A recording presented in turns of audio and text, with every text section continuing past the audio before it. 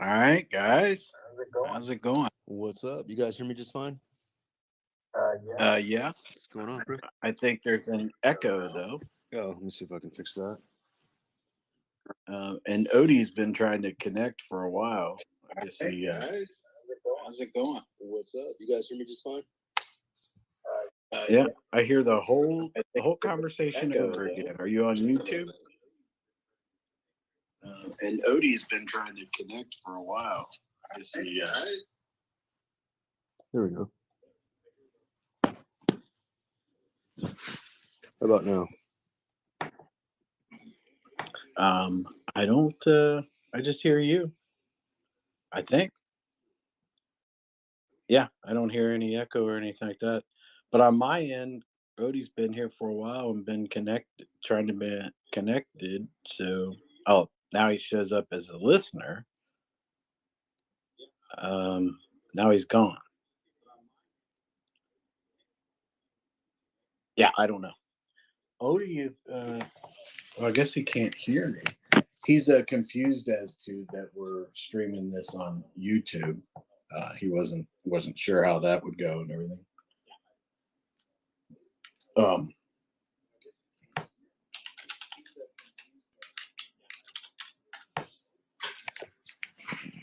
all right. So, Kryptonian, what's going on, buddy? I got a couple of things that I want to talk about, but I wasn't sure what you might have that you wanted to talk about. And Fowler's supposed to be here. I don't know where Fowler's at.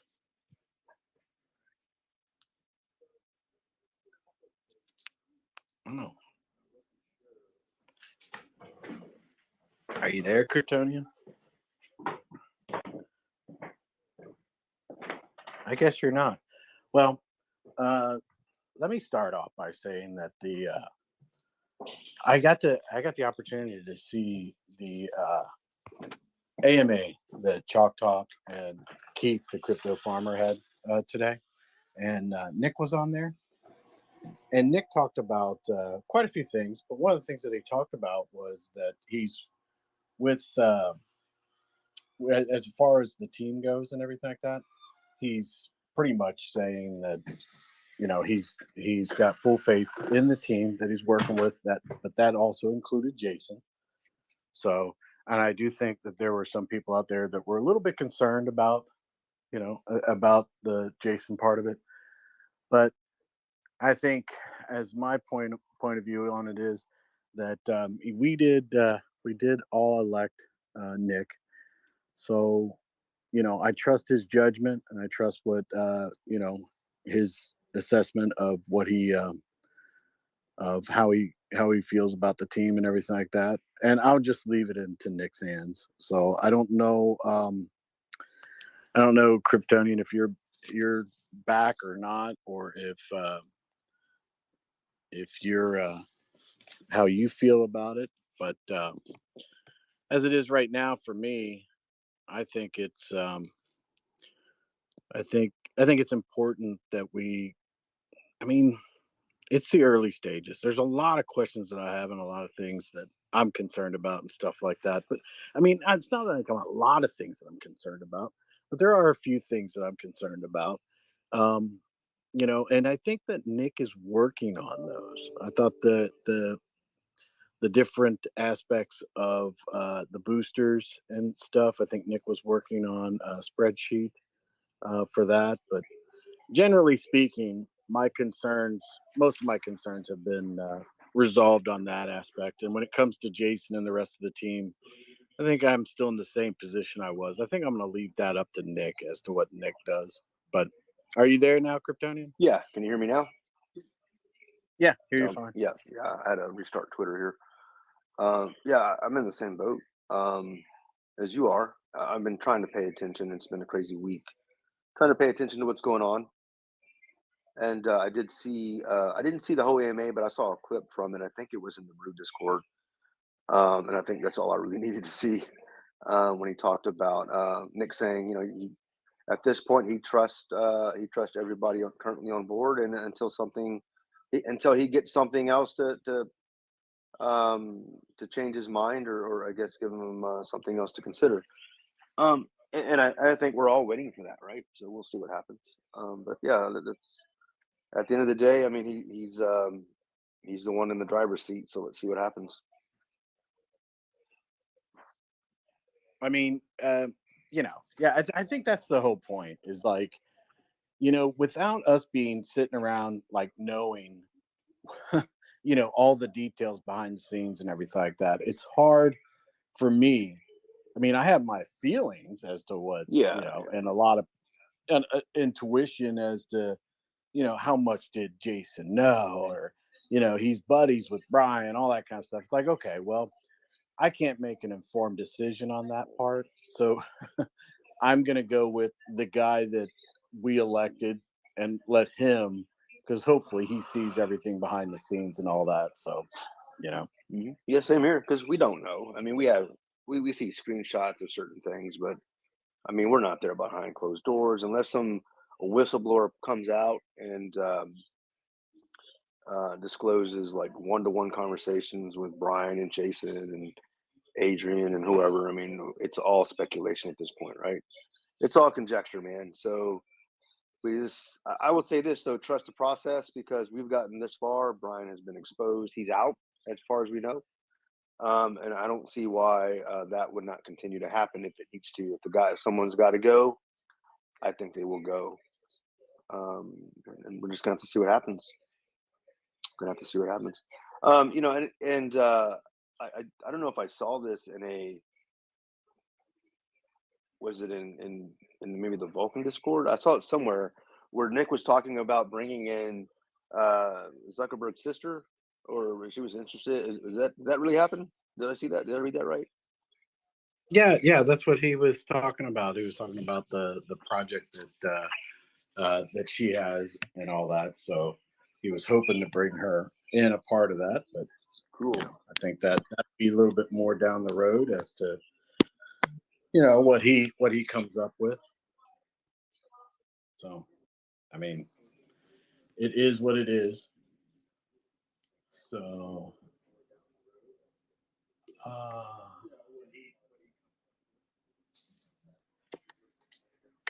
Odie is having, I guess, it says that it's unavailable for Odie to join.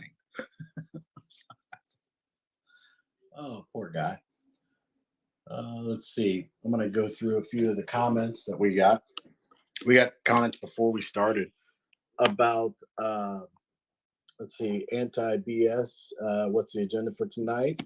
Well, I think the agenda is we're going to talk about a little bit about the blockchain and some of the news that's out there, and the AMA that Nick was on.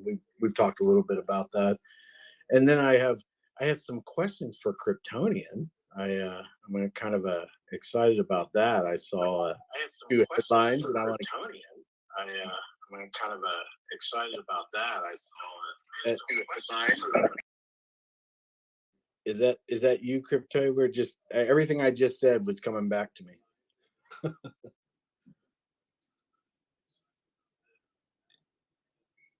You all right? You there, buddy? I don't know. I think he might have dropped off again. But and then I have some questions for Kryptonian and and then just a general open discussion and everything like that. I mean, I don't think that there's a whole lot of Friday night and stuff like that. I think that Pride wasn't able to join or to do his live, but he wanted to do a live, so he's going to be doing a few things, and then he's going to try to join us a little bit later. Odie was trying to join, but now it's telling him that he can't join. So let me see if I can figure out something from that. I'm not sure what the issue was with that, but so, and then I think it's just an open discussion. I think if you guys have any comments, you guys want to come up and talk and everything like that. I did notice that there's a comment in the chat as to we're not doing lives anymore. I effing hate Twitter. So I'm, I guess that's one of those things that we can never satisfy anybody. Um, it was more convenient for some people to just get on to Twitter to try to open up our base, because with YouTube, I feel like, um, we get the people from the community, but we don't have anybody that actually joins outside of the community. And Fowler wanted to talk a little different, go a little different route and stuff like that. But um, so, and I agree. I think getting out in the public and everything like that will be better for us, for the community, and for the blockchain. So, and then Anti BS has another comment where he says uh, the new community manager, um, ex team members causing chaos by being present in the server. Um, strict deletion, timeout, bans ramping up. He says, despite the being unjustly banned yesterday and feeling they are gradually trying to control the narrative again, I had a pleasant time today in the server, and the new community manager seems pretty cool. That's good. The launch is not long to go. That's also from Anti BS. And then OBZ has a comment in there. F3 Warriors look dope. Yeah, that's pretty cool. I'm not sure what the issue is with that. Okay, I got another comment about see, I don't think that Nick is aware of Tags Exchange, Tags Token, Tags One, Tags Two, Fitrova, Clever DeFi. It would be astonishing if he had dug into it and thinks Jason's involvement in Brian's other scams is trivial or meaningless. Okay. Well, I mean, if you got anything that you want me to send on to Nick or anything like that, let me know. Oh, let me see. It says that Odie says that his um,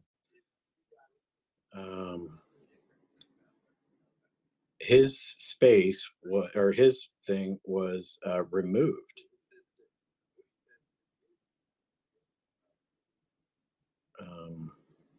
I don't know where that is, that you can change that. I don't even know why he would be removed or what. But so let's get back to a few of the other questions. OBZ says, let's get this, boys. Robert says, CP, my dude, let's have a good night. What up, fellas? I think it's Crypto Pride. So I think Crypto Pride is going to try to join today. You wouldn't believe how many people are like confused as to how to use Twitter and stuff. So it's I don't know. I don't know if that's a thing. I mean, I get that way. So and then A9X, it's a pleasure to be here, and I really appreciate what you guys are doing. P.S. Hope that King Edhead goes to jail. All right. Anti BS says, amen to that. Anyone else involved on any level? Marshall, he says, love and light crypto family. Love the Friday night lives. And then Hank Tester says, yep, Lat's definitely trying to control the narrative. So is that Laths? Laths? Is that the new mod that they're talking about? I did notice that I saw somebody, I think it was him, removed a comment from last night, and I sent a comment back to him asking them if they would, if they were removing comments. And he replied to me, he or she, I'm not sure, they replied to me and said that only the ones that were irrelevant or something like that. So, I wasn't sure. So, one of the good things about, and I just saw this, one of the good things about the Twitter space is that people can actually, you can invite people to come up, and they can, directly come on and they can talk and all that kind of stuff. It's similar. It's not as good, I think, as Discord, but it is similar to, what's in Discord. But Discord, you can actually share your screen, and you can actually, show your face, your camera, and stuff like that, and like they have it on the stages and stuff. Um, but at the same time, it's one of those things that, I think Twitter Spaces or X Spaces, they're going to get better, but I don't know what the deal is. So hopefully it does get better, because it's one of those. I like being able to have people come up and ask questions and interact that way, as opposed to on YouTube when they have to basically go. They you have to give them the link to backstage, and they have to go on, and they don't have to have their camera on, but then they gotta like log into the StreamYard or Melon app, have an account of some type, and then they come in, and then you have to bring them on the stage, and then they talk. And some people just, it seems like a lot more work. And then this way, you raise your hand, we can bring you up and all that. So, but yeah, and then Teddy One's comments on here about not liking Twitter and not happy with what we're doing, but at the same time, Teddy One hasn't been happy with me for a long time, so I guess that'll be par for the course. Invest in yourself says, hello, Odie. And I apologize, for some reason Odie was trying to join, but it says that his thing was removed. So I don't know. I don't know if his situation is on my end that he was removed, or it was on his end. But he was trying to get on here, um, so hopefully he can get that figured out. Yeah, it's live, but streaming from Twitter live. Chris will still see posts here and read them out loud. Yeah. So I mean, it's just one of those things. We're trying to branch out a little bit more and bring more people into the community through other platforms, and try to give people the opportunity, if they want to say anything or they want to come up and talk about anything, they can feel free to. Um, but that all just depends on what if they have anything that they want to say. A couple people saying, custom games mods says, what's up, guys? Wise choice money. Man, I'm happy you guys put in live on YouTube as well. I have no Twitter, so thanks for putting it on YouTube as well. Yeah, wise choice money. I'm also thinking about trying to get it onto like Twitch and other places at the same time, trying to be interactive. I do like the X Space, like I said. I'd like that because of the fact that you can bring up people and they can talk, easier, and it's not just watching a screen on YouTube or whatever. So, Kryptonian, are you there? Man, I'm just keep talking. I think it's just me here. Zero Cool. Zero Cool. I guess you got everything worked out. I mean, your account. I guess because your account got deleted or something. I don't know. Um, Zero Cool says, I don't mind Twitter. Seems more chill.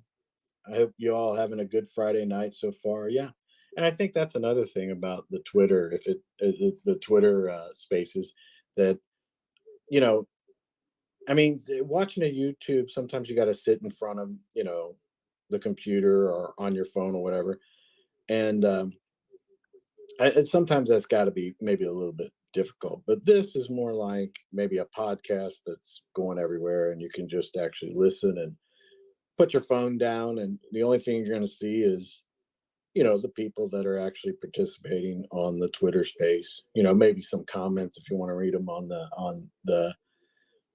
YouTube. But I'll try to read those comments that everybody has.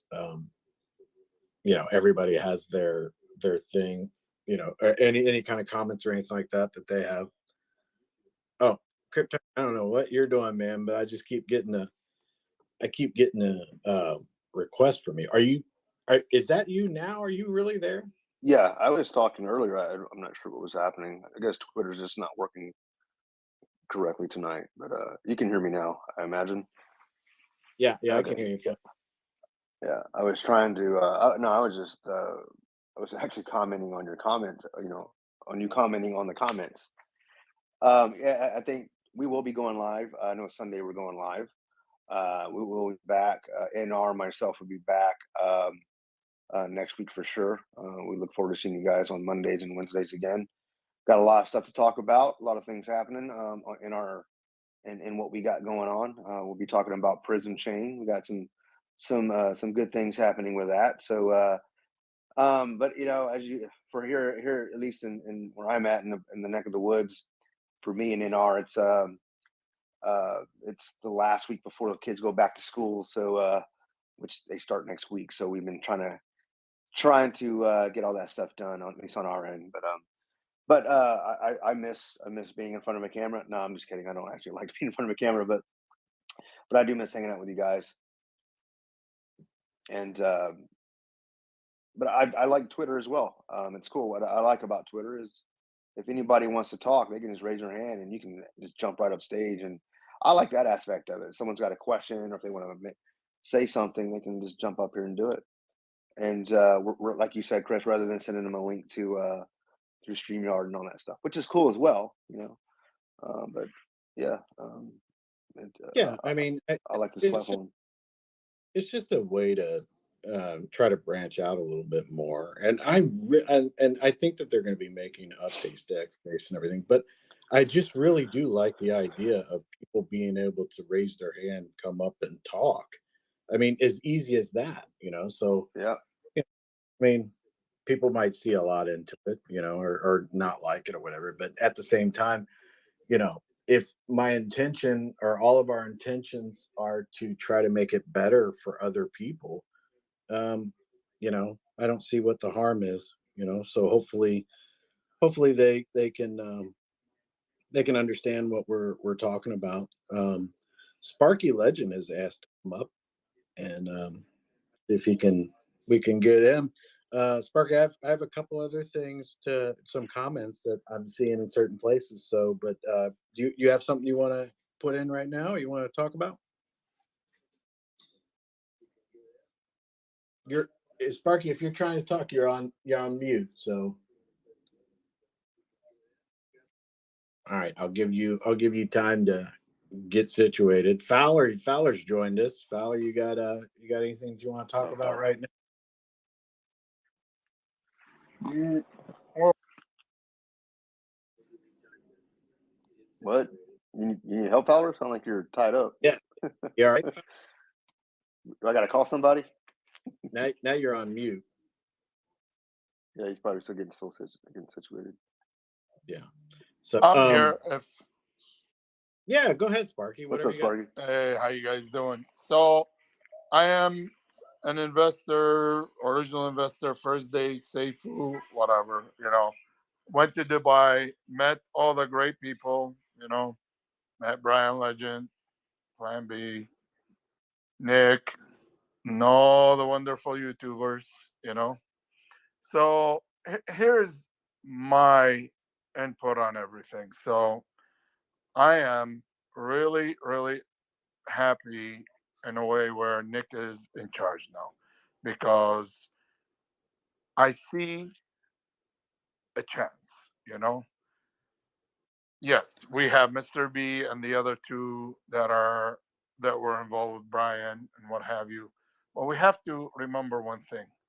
We're all here because of what Brian did. I know things were bad. I know things happened wrong. And I lost a lot of money in Esgo, over 30 grand. I'm gonna just say it like it is, okay? And I've invested a lot in Nuxie. I hope Nick can do something with that. But I was a top 10 wallet in Safewu, and I invested a lot. I paid for my own ticket to go to Dubai, and I also, you know, paid for everything there. I'm not worried about that. The thing is, I go to the Discord and I see all this, negative about getting the other three. We have to remember those three people, the ones that we are talking about. They're the ones that brought Nick on board. Hey, Nick, come help us. We're drowning here. We need help. So I know Nick will do the right thing. He's going to have them sign contract. If they do anything wrong, then right away they're going to be out. They're going to be put out. So I don't really see the point of beating a dead horse. We need to move on, you know. I just wanted to say that, it's so hard for me to write it down in a message. I say I might misspell things and that, but I really wanted to. You and me both, Sparky. I'd be like, yeah, that's what this whole thing's about, is giving people the opportunity that maybe they want to text it or type it out and everything like that, and maybe give your voice, the ability for your voice to be actually heard.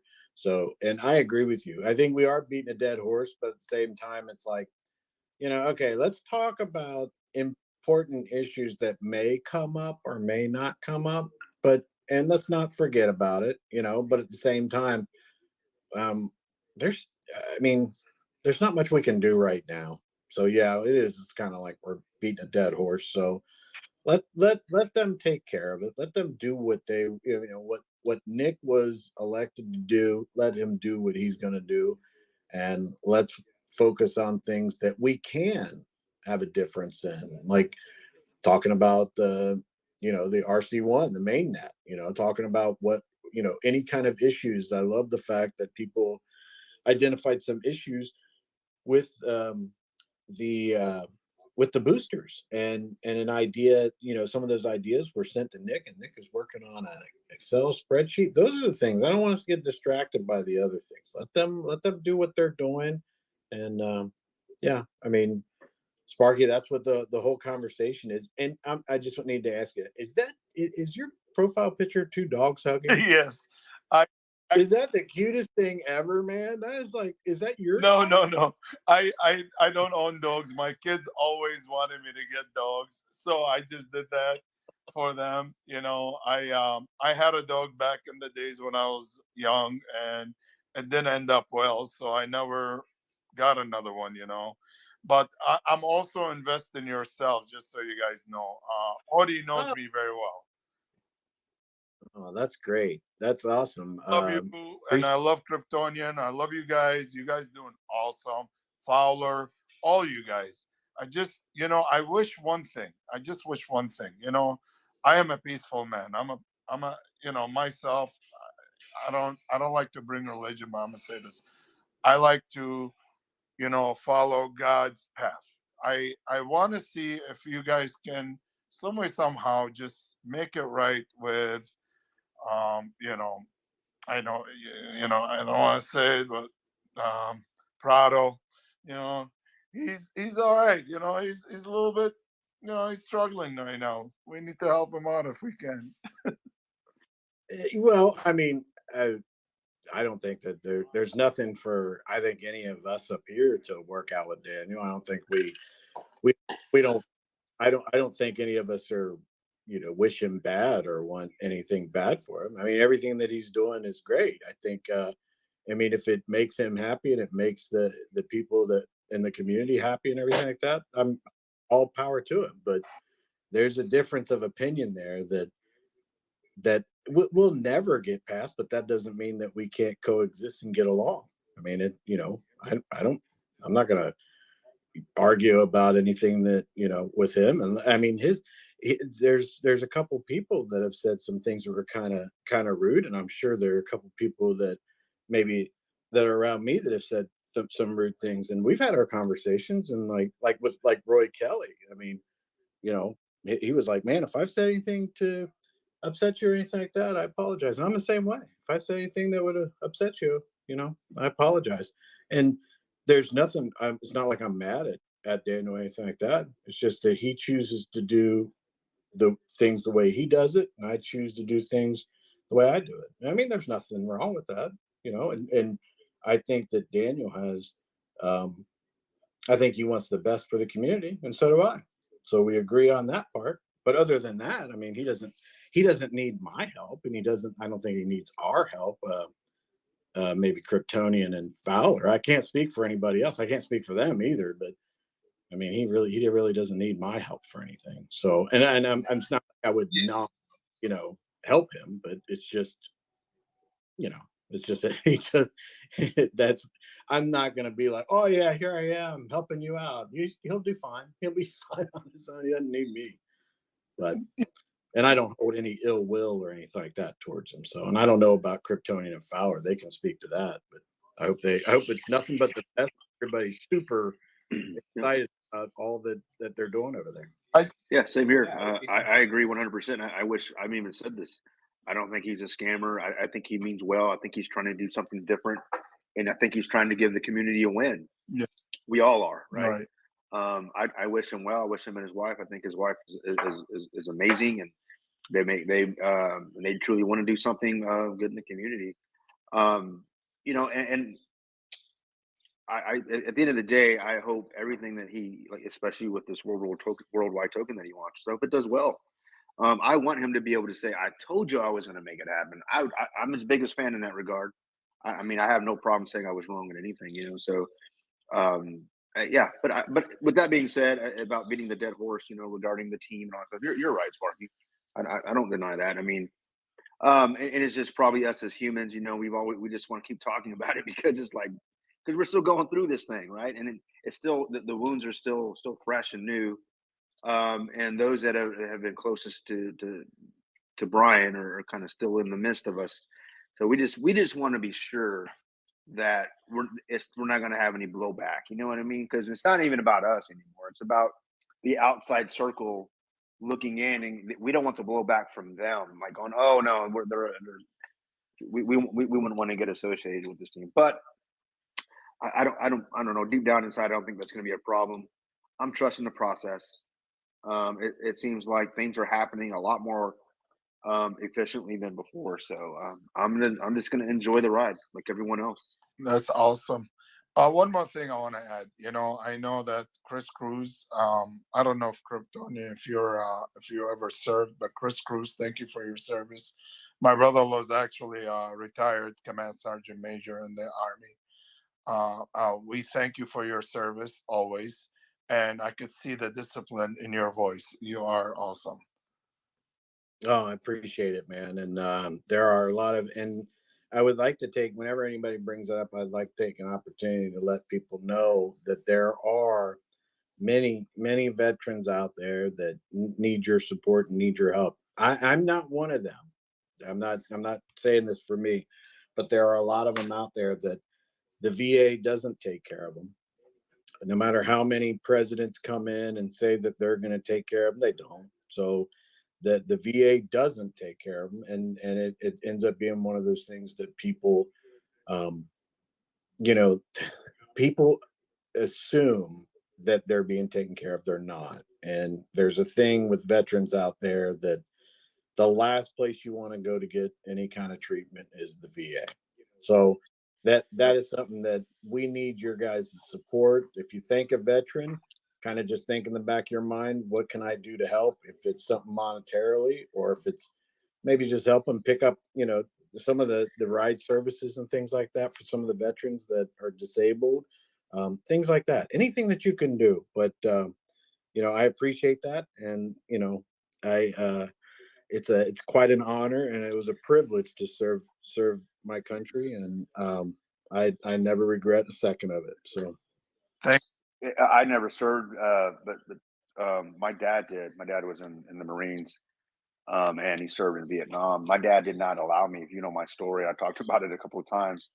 I was ready to sign up after 9/11, right after high school. I mean, high school was obviously first before 9/11, and he shot me down both times. He just, because of the way he was treated when he came back from Vietnam. But my dad is just like Chris. Um, he he never wanted to depend on the VA. He's a self-made man, took care of himself. And this is why I'm so drawn to Chris Cruz, is because he reminds me so much of my dad, and his principles and the things that he stands for. So I appreciate that, Sparky. Um, yeah, I respect and I appreciate any vet. I don't care where you served in what country. That is a sacrifice. You gave up some years of your life, selflessly. So or selfishly. not selfishly, and I appreciate that because I've seen what happens to soldiers that come back. Firsthand. My dad suffers with PTSD till this day. So my heart and my heart goes out to those, and I really appreciate you guys. We are praying for your father. My daughter want to say Thank you. hello. She's my 12-year-old daughter. Oh, awesome. Hey, how's it How are going? you today? Big fan. Welcome to the She's internet. a big fan. I She watch listens. all your videos. I get everybody Oh. around the TV, and we put her on the big screen, and we watch your guys. Oh no. I apologize for Chris Cruz. Really, I do. He really does look like Santa Claus. I promise. I love you Okay. guys. I love you guys. All right, I'm gonna mute myself. Thank you for all that you guys do. Keep up the good work. Thank Thanks, you, man. buddy. I got to take care of a little business here. One very, very important announcement that I did not even remotely know that this was happening, but Slumdog Millionaire has a comment in there that his youngest daughter just gave birth to a healthy baby girl. The dog pound's getting bigger. Congratulations. I know. Is that awesome? So, how many, Slumdog Millionaire, how many daughters do you have? Because this is your youngest daughter. So is this your youngest child too? Or you got some sons and daughters? Or how many daughters do you have? And how many grandchildren do you have? That's the important question. That's what I want to know. Let me get through a few comments. I got them. They're backed up like everywhere. Oh, and I have one from Odie. I got to get to that one first. Odie was trying to get on, couldn't get on, but he can't get on because now he has to go investigate an accident. So he will not be joining us. So that stinks. But hopefully we'll get that. Oh yeah, man. I really enjoy hanging out with Odie, man. He's good people. Yeah, he was trying to get on earlier. It was connecting, and for some reason he sent me a screenshot saying that he had been removed and he can't get back in. So I don't know if we booted him by mistake. Well, remember I was having the same issue. I had to come in a few times for 3 different devices, so it must have been Twitter. Something's going on with Twitter. Yeah, hopefully the spaces get easier and everything like that, especially since, like, we can have people, like I said, people can come up and talk about whatever. Let me get to the comments and not keep getting distracted. Zero Cool says, yeah, I think Brian Legend got my other Discord banned.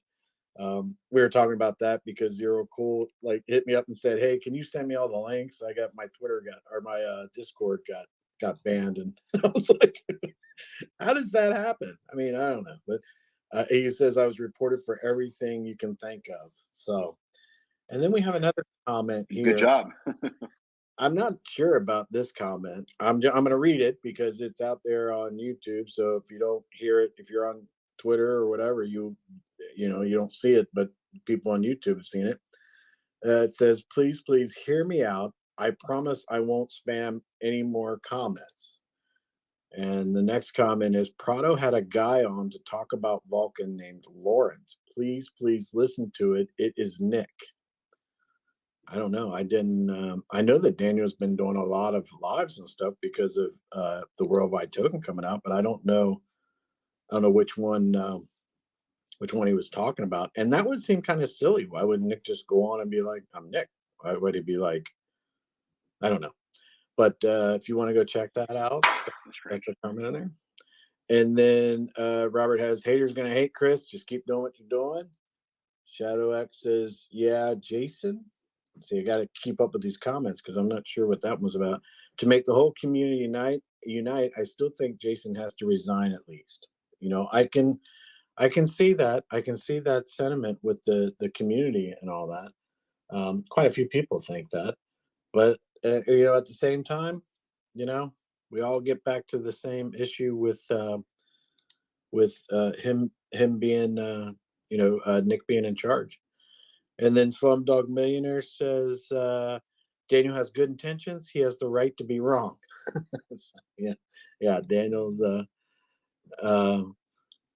So let's see. Senor Rojo, congrats, Slumdog Millionaire. Avengers Assemble. Congrats, Slumdog.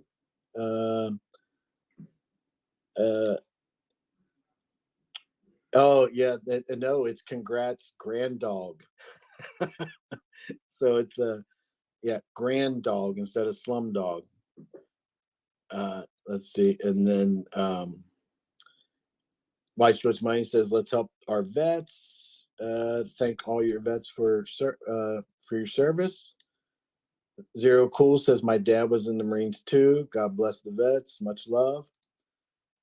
Some things need to be. Oh, Robert says some things need to be addressed and brought to the forefront. It's best for the community, the team, and the community. Let's see. Cruzy, are you a civil servant? I noticed you wore a red shirt last Friday. No, I'm not a civil servant. I was in the military for a long time, and then got out, and I have my own businesses. But I wear red on Fridays to remember everyone deployed, for all the you know veterans, and active duty military, and first responders. Pretty much just, it's one of those things. Wearing red on Fridays is a thing for me. I've been doing it for forever. I can't remember, but yeah, I try to wear red every Friday, especially when I'm in the office, and I'm out doing things. At night, sometimes I'll change to a different shirt or whatever. But yeah, but did you that question came from Chevy? Did you think that it was that as civil servants do that? Is that what was making you think that? Um, and then yeah, Wise Choice Money is grand dog. Congrats. And then Wise Choice Money says, Chris, are you buying into world now and Kryptonian? Is that you're asking if we're buying like Daniel's token or whatever? I'm not. I'm not buying anything. I'm not doing anything in DeFi, especially with all the stuff that happened with Brian and how that. I mean, the other guy with all that stuff. The only thing I'm doing, I'm not taking. I'm not. No money's coming. No, like any kind of crypto or anything like that. Any profits that I make off anything are going into my Bitcoin, and I'm back to trading forex. I'm trading forex every day. So Yeah, there. I'm just dollar cost averaging back into Bitcoin again, Yeah. and stacking my BTC. As that's when I first started. That's what I've always been doing. So to that question as well, no, I'm not getting into any DeFi projects at all. I'm focusing on, I think if anything, me personally, I learned a lesson in the last year. That's FOMO, man. You never win, and I'm tired of being left. I'm tired of left being holding the bag, or being left holding the bag, and that's how it's been for me with Seifu, even Vulcan until this thing launches. So it's nothing against DeFi. I'm just gonna hold on to my money for a little bit longer before I decide to ape into anything right now. And I didn't mean that with any project. I'm not buying anything. It's not just worldwide tokens. Anything. It's just Bitcoin. It's the only thing I'm getting into. So. Yeah. Yeah, go ahead. Go ahead, buddy. You can. I didn't mean to cut. No, that was it. That was it. No, that was it. I just wanted to just make sure this isn't me just not getting into Daniel's project. I'm not getting into anyone's project. Yeah. That mine. No money is going into crypto at all, other than what I have now. The profits are going into Bitcoin, and that's it. There is no. I'm not. If you'd asked me a year ago, I was heavily into trying to get into crypto projects and all that, and with the other guy, the things that happened and everything, and uh, with the way things are, it's like, I want a little bit more. I want a little bit more self-regulation. I want a little bit more. How could the other guy do all the things that he did with the project and all the community that we had and everything? How could that happen? Because in my world, where I come from, they would have all been arrested. It would have been a scandal. That would have been a scandal of major proportions. Would have probably been on major news networks and stuff. But in DeFi, that's like commonplace. I mean, I'm not saying there are a ton of the other guys out there. And to me, it's like I'm not smart enough to understand the ins and outs of crypto to be able to really see a scam when when it's out there. And my thing is I was naive and ignorant to the fact that I assumed everybody was okay. I mean, I assumed it was like, I thought these were startups. I thought they were like, hey, we got this great idea and do, we're doing startup kind of capital and we're going to build something into the future. And that's what I was thinking these cryptos were. And then, it seems like, you know, I think Binance is great, but it seems like I can't you go to that pink sale and you see some of the, like Binance, some of these things that are coming out, they're never going to last. I was looking at that pink sale page the other day, and I'm like, what in the world? What are these people even thinking? What is this? But yeah. So, I mean, nothing worldwide. I mean, Daniel's made a ton of changes. So I think that he's listened to the community. So I can only assume. I mean, I haven't researched it enough. So don't hold me to these things. But I would assume that he's made changes that have made the community happy. So I don't think there's much more he could do. So I'm not, nothing against Daniel or anything like that. I mean, Elon Musk could come out with a DeFi project and I'd be like, yeah, not going to happen, buddy. I'm not buying into I'm not buying into anything DeFi for a very long time. And Forex to me is, I know what I'm going to get in Forex. I've been trading it for more than a decade. So it's not easy money for me, but I understand it more and I see the warning signs and the issues and all that. But when DeFi comes up, it's like, it's not about if you like the project or not. I mean, it's not, I mean, if you like the project in DeFi, I mean, you should be able to invest in it. But then you go and invest in it and they rug you, or it doesn't work right or something. I mean, to me, it's like, I'm not smart enough, I guess. Maybe the other people on the panel are and stuff like that.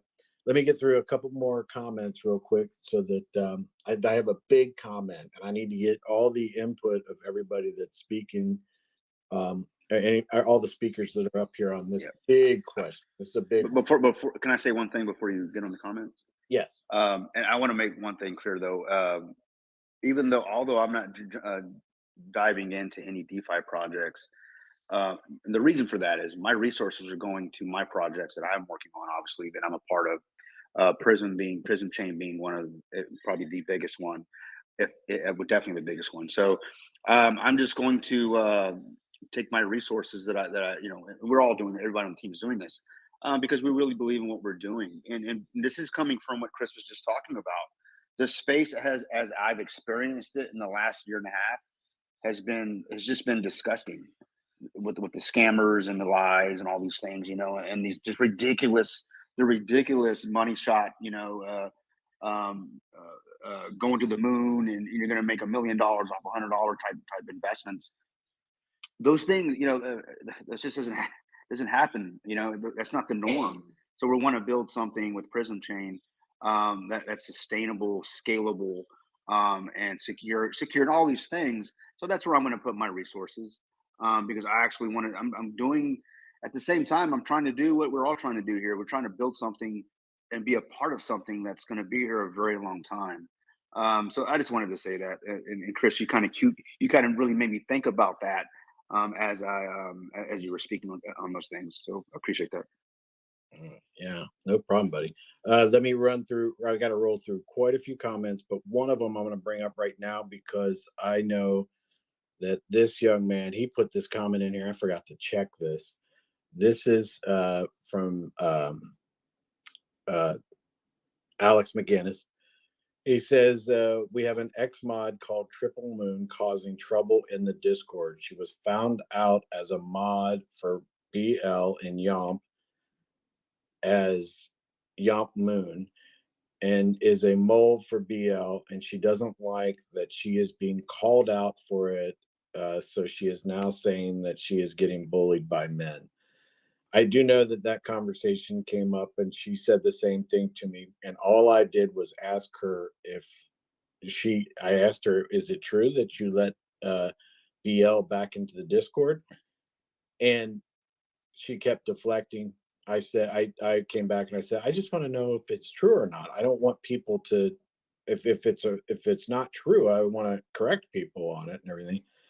But she never did tell me, and she did tell me that I was bullying her and all that. And I told her if it was, I apologize. I don't mean to be bullying you. I just want to know if you did it or not. And yeah, so that didn't, I don't think she's mad at me or anything, but I was just wanting to know. And I don't think you can read the chat logs and everything. I don't think I was being unreasonable. I just wanted to know if that she had really done that, because people were saying that to me, and I was like, I'd prefer to go to the source to get the correct answer, but she wouldn't answer me. He also has another comment.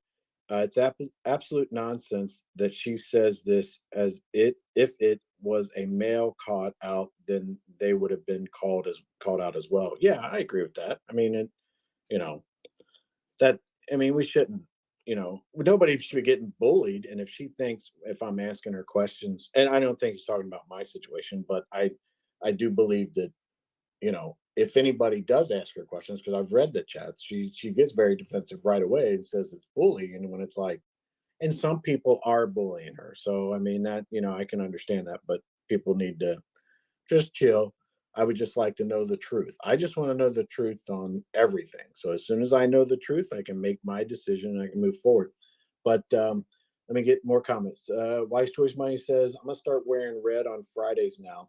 One of my favorite colors. Nice meaning.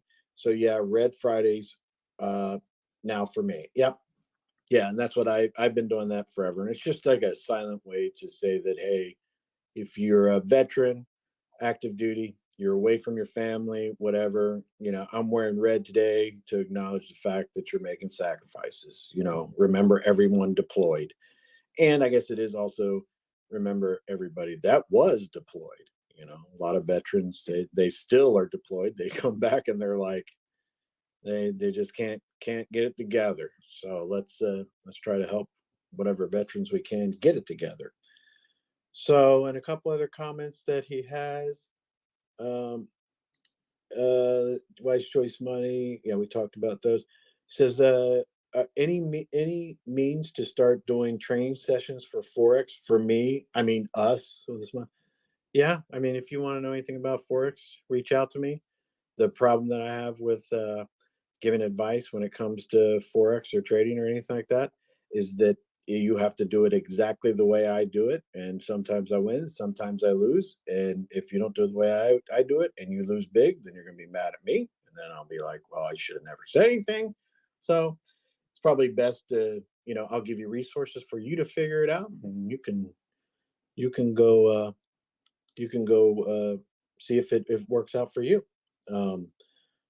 Wise Choice Money also says, I agree, Chris. They should have all been arrested. Well, I mean, that's the way it would have been in the public. I mean, they would have just come in and like, oh my goodness, there had been a raid and, all kinds of people in there taking documents and all that kind of stuff. And then he's talking about Sam Bankman-Fried type of arrested. They can sit right next to him and back in jail. Yeah, did you hear about him going back to his bail was revoked and he has to go back to jail, or he has to go to jail? I don't know if he was ever in jail. Prism's going to be huge. Let's see. My cousin is Army and about to retire, but 5 tours. So proud of him. Heck yeah. Tell him I'll do a drink in his honor. I will follow your exact moves. I know nothing, as I'm fine with learning the ropes. There you go. So, all right. Now, Fowler, are you there? And Kryptonian, are you there too? All right, guys. There's a big question to ask you. It's actually specifically Ed. I'm here. Go ahead. All right. Fowler, are you there? We got to get your input on this too. All right. I don't know if Fowler fell asleep or something. I don't know. No, I'm here. I'm just I'm doing some tech. All right. Well, listen, you got to listen to this question because they're specifically asking me to ask this of the panel and want your guys' feedback. And Sparky, you're still up here too. If you want to be involved in this question too, feel free. I mean, unless you're done speaking, then I'll drop you down back to a listener. All right, so you guys ready for the question? Here we go. It says, can you ask the guys on the panel if they'd invest in Vulcan knowing what they know about Jason now? Tags, Seifu, Uxie, Clever DeFi, etc. And do they think new investors won't see an issue with this previous track record and how he's handled Vulcan thus far?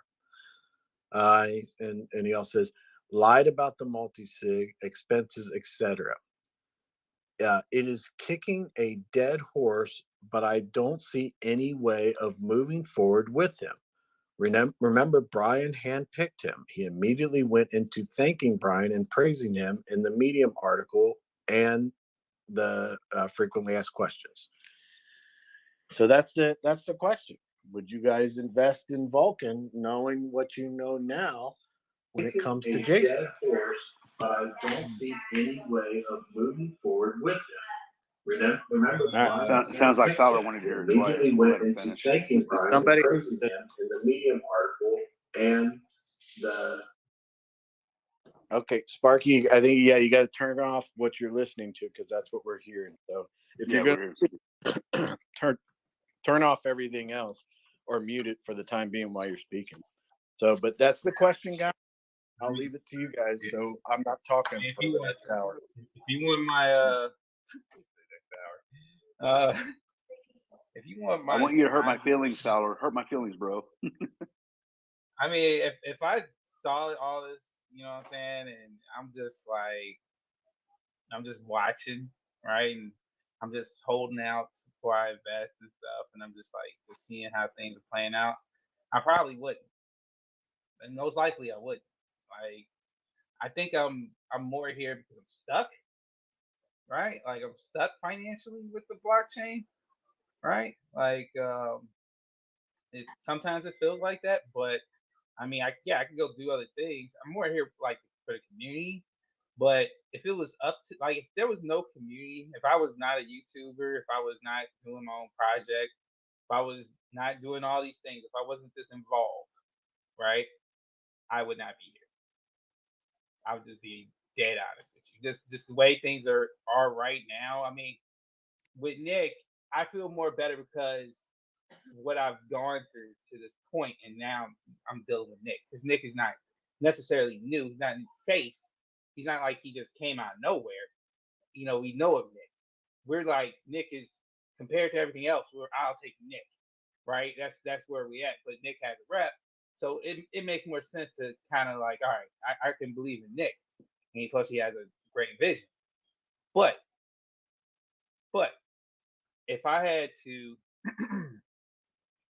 kind of if I took away again all the involvement I am with the community, if I took all that away, I probably would not.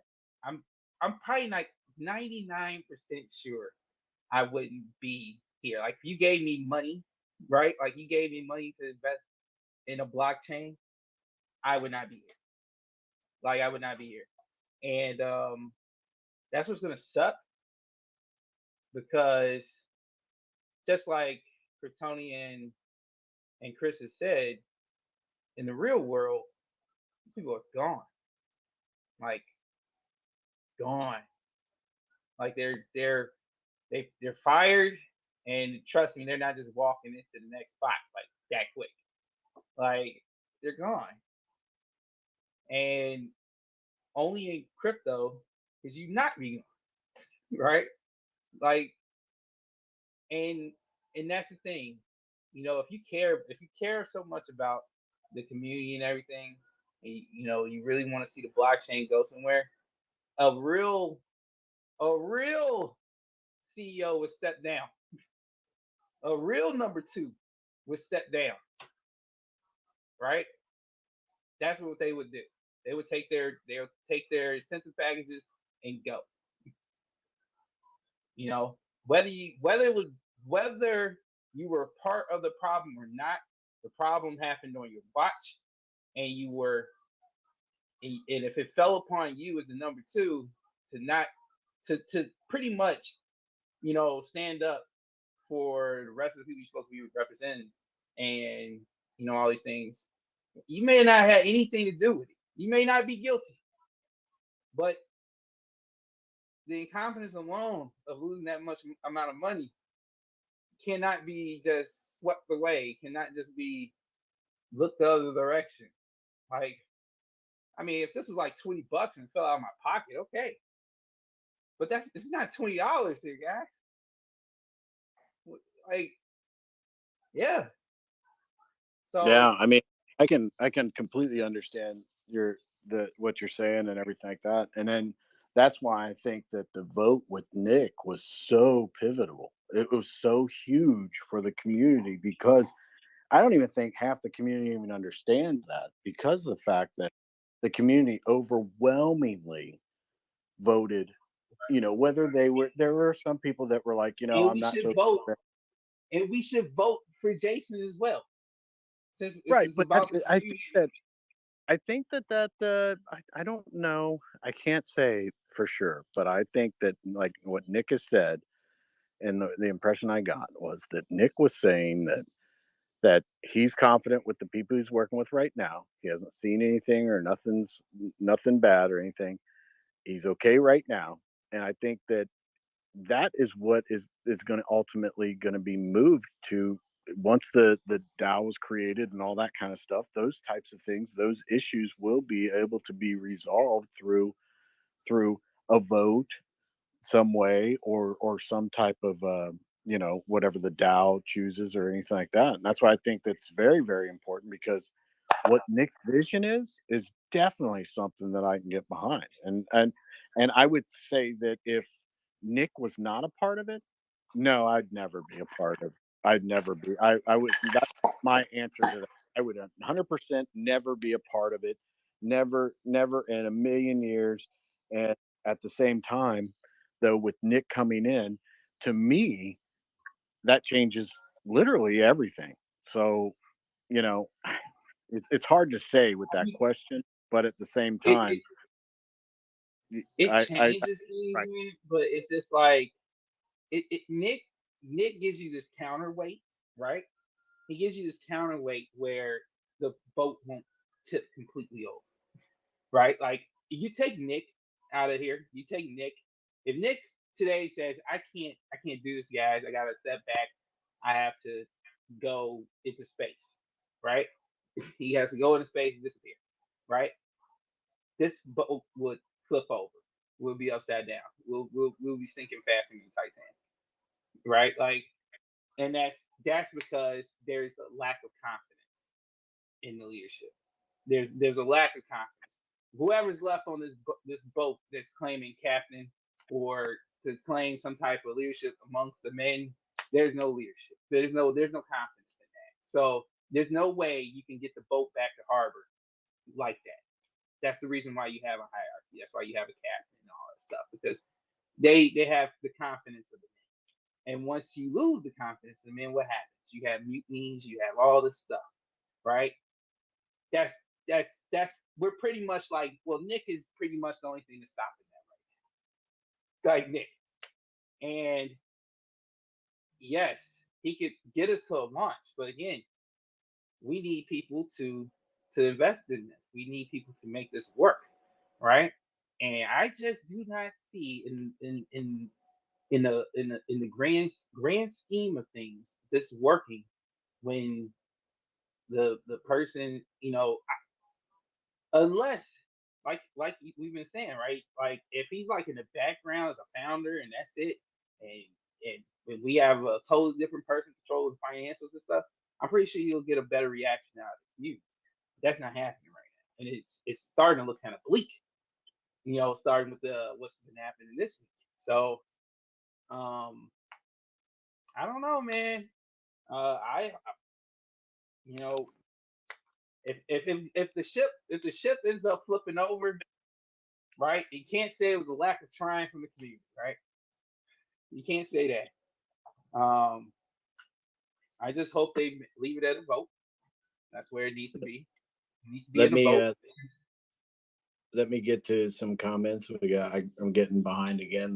Because we have Zero Cool came up, wanted to speak. We haven't heard from Kryptonian and Sparky, so let me read these comments out, and we'll let them talk too.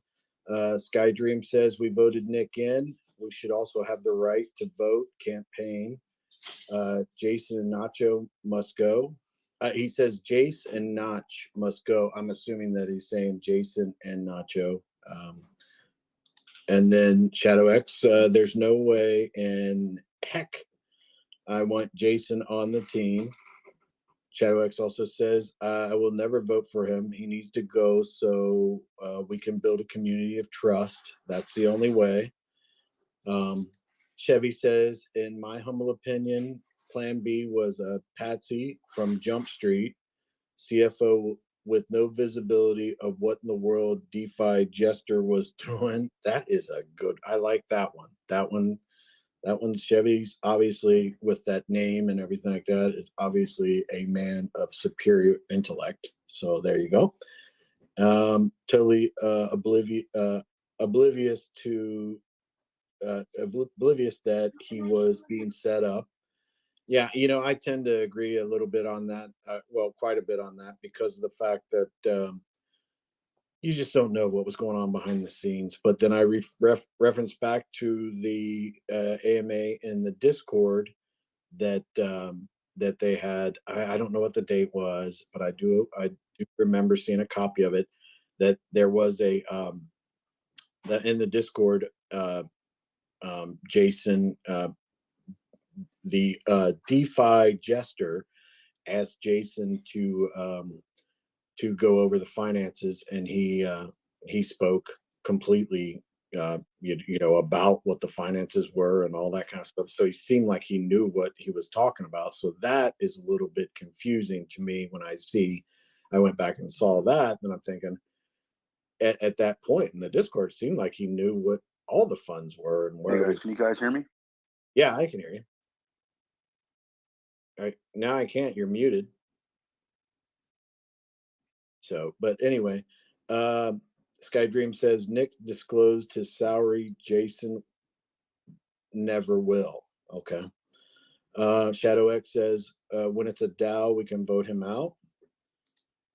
Shadow X also says his salary is definitely not deserved.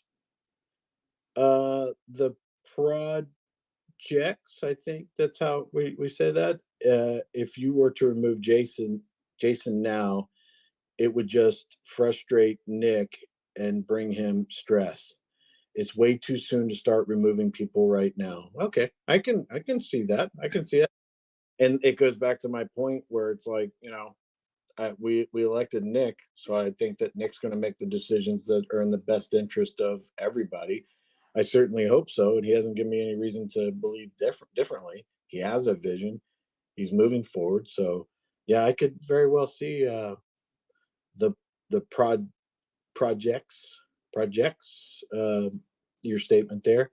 Viking Crypto Warrior, Plan B was part of tags. He knows. I could see that point of view too. Sky Dream says, I've seen CEOs resign for the betterment of a company. Jason and Nacho, no one wants them in the team. Step down already. And I think that's the comment. Oh, we have a comment that's on Twitter that came up. I'm not sure what this one is about. Oh, okay. Is this oh, okay.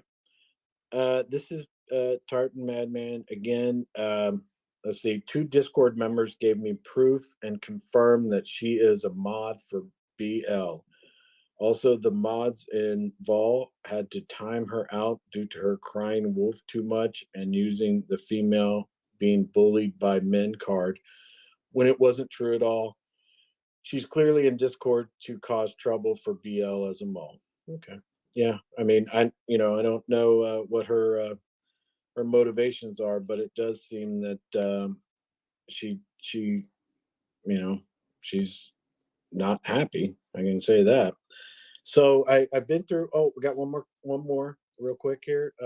Jason said he cared and wanted the blockchain to succeed. Well, if he truly means that, beat it already.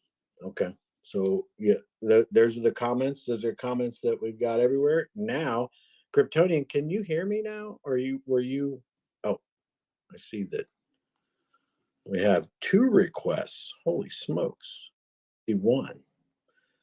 So Kryptonian, I don't see you there, or I see you there, but I don't hear you. Uh, Zero Cool, do you want to follow up with the question that originally came up?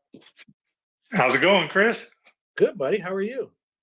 Oh, pretty good, pretty good. I finally got this Twitter set up correctly, it looks like. Yeah, I can hear you real well. I mean, it's like you're right here in the same room with me. That's great. Okay.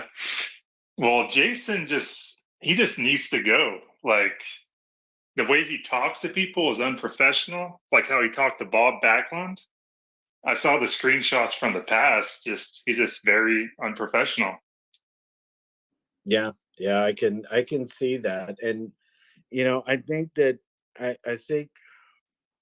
think that Jason's in a bad spot because of the fact that, I mean, I don't know what he can say publicly. I don't know. I mean, I'm thinking of it more along the lines that behind the scenes, maybe there's a whole lot of stuff that he would like to put out there, and maybe some people would be like, "Oh, I can understand it." But when you have confrontations with people that are public, and they, you know, that you say certain things, it kind of makes your argument invalid. So, I mean, I hope that you know I hope that those were conversations that can be fixed, and what he said to certain members and certain people that Jason said, and that what people have said to Jason, all those things can be fixed, and they can get on an even playing field and not have animosity towards each other and everything. And then bottom line is, whatever comes of the situation with Jason, I'm focused on Jason and the rest of the team. I'm focused on. I want to make sure that like Caitlin, I think that Caitlin is doing really good work. Okay, I think that she's trying, and I think that it's a very difficult situation for her, and I want her to understand that I support her in whatever her investigation is. Hopefully, she can put all the good information out, the correct information, the true information. People can make an informed decision, and she doesn't have any kind of blowback from it or anything like that. I hope that she doesn't get caught up in anything. Hope the other founders, Jason, Damian, and Adrian, hopefully they can all come out at some point and tell their whole side, and people can make up their minds as to how they feel, all that. And that part, that's as far as I can really talk about that. But what I'm focused on and what I am excited about is Nick's vision as to what he wants it to go into the future. I mean, that's where I'm at.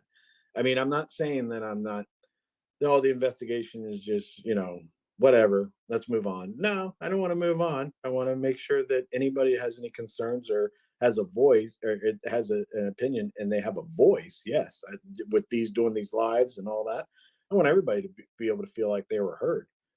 But at the same time, we can talk about that, but we can also talk about the progress of the blockchain and how we feel about it, and the great communication that we all have through Kryptonian.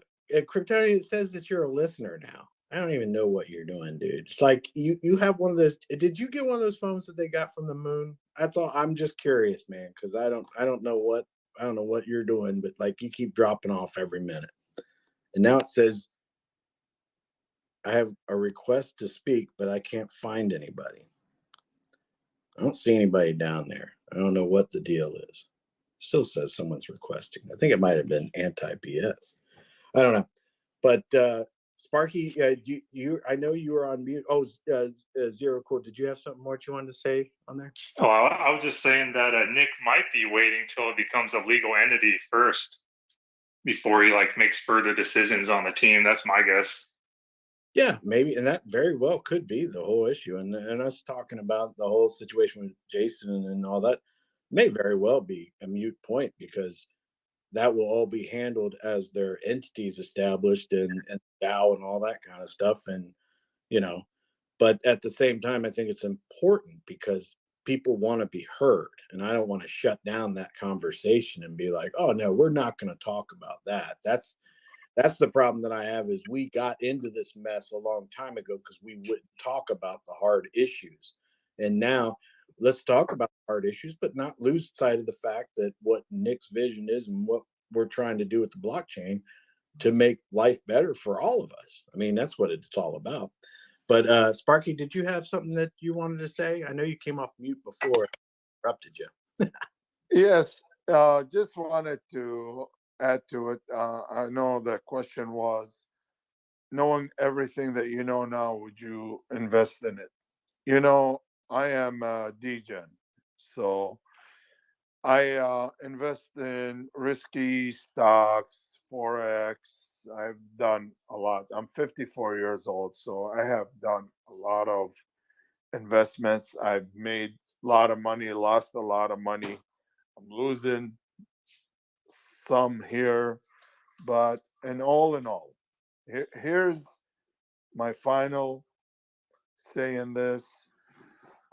We are dealing with a very complicated situation with Brian, but we also have to remember Brian brought everybody here to do what we're doing right now. Yes, he did wrong. He's not, I'm not going to back him up. 100% I'm against him. But Plan B, Jason, and the other two, I think they're going to try to do the right thing, because I don't think, even though maybe something got paid, they got paid for it. You know, they got paid for being there, and they're keeping quiet. They are trying to work with Nick. They brought Nick on board. They want Nick to be the leader. I think we got to concentrate on that. We have to be positive. We are investors. We don't want to lose any more money than we already lost. That's all I want to say. It's just that we are trying to do the right thing, and we need to get this blockchain going and help with supporting it and making it flourish. If we don't, everybody loses. That's the main thing. Everybody loses if we don't make it flourish. That's all I want to say about that. Yeah, I agree with you. I think that's important, and I think some things are. I think we forget about a few things. I'm not defending Jason or what do we call him, the DeFi jester, the DeFi jester. Yeah, the DeFi jester. I'm not, believe me, and I don't know Jason well enough to put him in the category of the DeFi jester, but you know, it did take quite a bit, or it didn't take a lot for them to decide right away to ask Nick to come on board. So, I mean, that to me, that's a positive. I mean, that was a good move. So, and maybe he can't talk a whole lot about, what's going on and everything, but hopefully it all works out for the best. And yeah, I am super focused on the blockchain. Anti BS said that sorry, I was trying to speak, but having strange issues of not being able to hear the audio when I'm made a speaker. Well, if you want to keep trying, I sent you a request if you want to join. So if you want to try, let me know. I think we lost Kryptonian, and I think that he's not. I don't even think he realizes that he's probably still talking right now. Who knows? So let's see, and I want to get to a couple other comments that we have. Let's see. Okay, here we are. Shadow X says, "Here's what I believe would happen. As soon as we launch, Jason will find a way to transfer Brian's vault somehow to protect him." The project says, with such a small team, it's probably more difficult to step away at this time compared to a CEO walking away from a company with many employees and board members. That is very true. I could see that, but I think I think it could be done, but like again, it goes back to I don't know the behind the scenes of there's so much we don't know. Scorched earth policy, no holdovers. Barry McCockiner. And then we have a comment that says "oh," so I'm not sure if that Kryptonian. It says that I'm gonna remove you as a host, and then I'm going to. There you go. Add invite as. So I guess I have to remove you when you drop off. So I went and added you.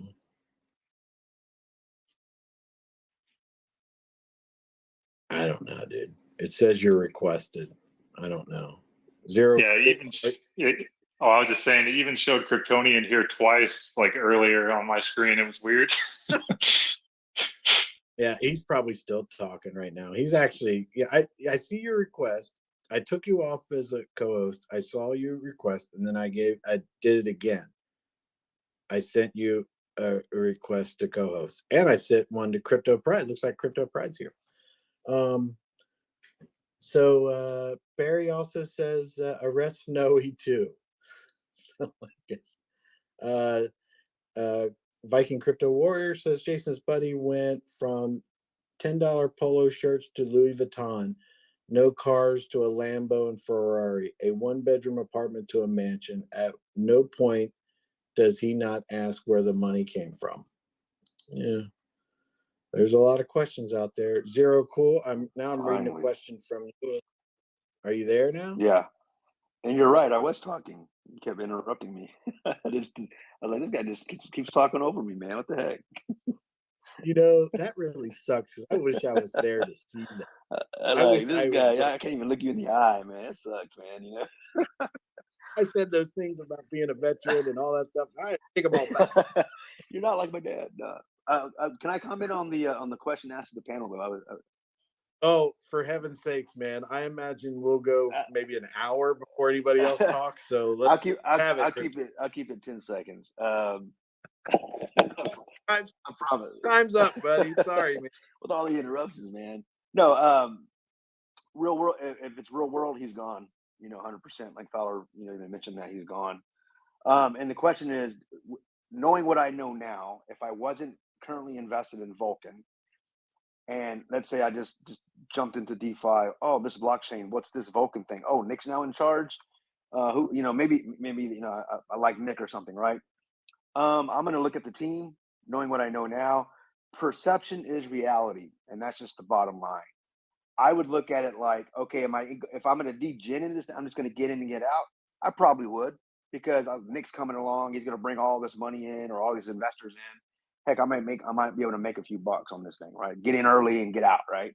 But as an investor, like long term, nah, I'd stay completely away from it because of how the team currently looks. It's too much baggage. I'd be like, I'll get in and get out, but I won't stay long term. Long term. But that's based on what I know, and all I know are screenshots and pictures. But I'm sure it's all going to come out. And but at the end of the day, I'm vested. There's nothing I can do right now, so all I can do is just enjoy the ride, And so there it is. I hope that answers your question. Was that short enough, Chris? No, you can talk more. I just kidding. No. That was it. That's all I wanted to say. Real quick. No, I would not invest. I would not jump into it for long term. Because perception is reality. I would go and look at everybody involved, and why is this guy still involved? Now, you guys keep in mind, I've had personal conversations. When I say personal, I mean private conversations with Jason. During this whole thing, and I really believe, and still believe, he wants a 20-year blockchain. And I've told him that. I said, you've given me no reason to not trust you. Now, that can all change if he doesn't come clean with his involvement and everything else. I mean, he may say, I had nothing to do with this. Unfortunately, you've got to prove that. You can't just say it, and that's it. I mean, it's very simple. I mean, but that's it.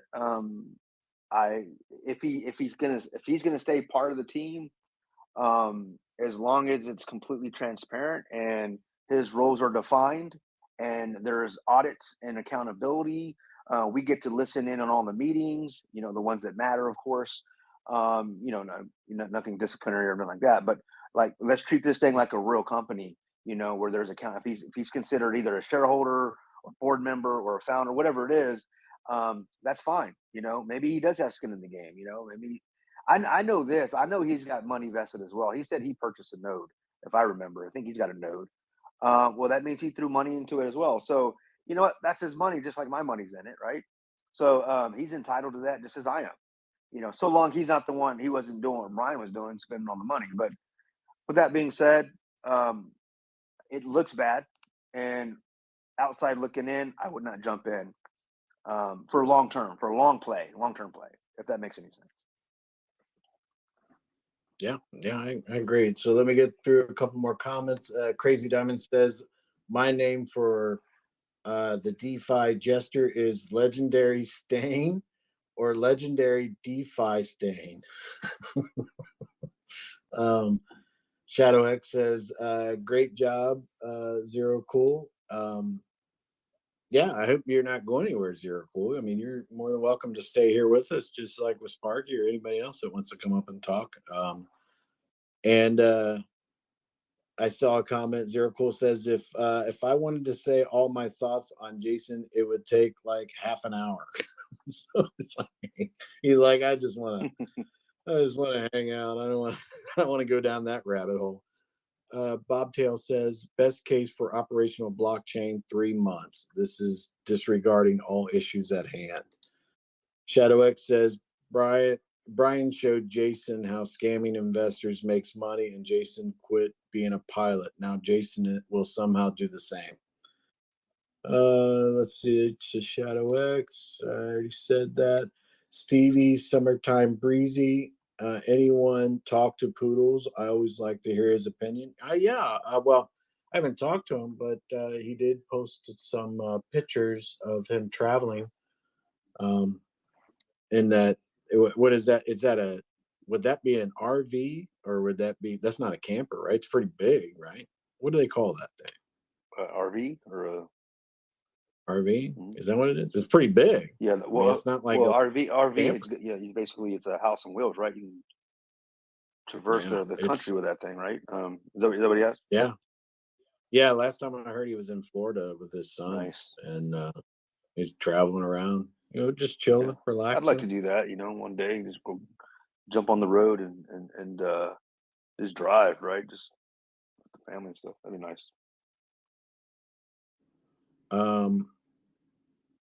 Yeah, so I haven't heard from Poodles other than the fact that he's enjoying life right now. I don't know if anybody else has. Sky Dream says CZ will be putting out a limited series, 8 episodes, so much to cover. And is that CoffeeZilla? I think that's who he's talking about. Yeah. Barry McCockner says he can be a consultant or do billable hours. He should not be a part of the team whatsoever with any power or access. Yeah. So, and we got comments on here too. Let me get with these real quick. Jocko says,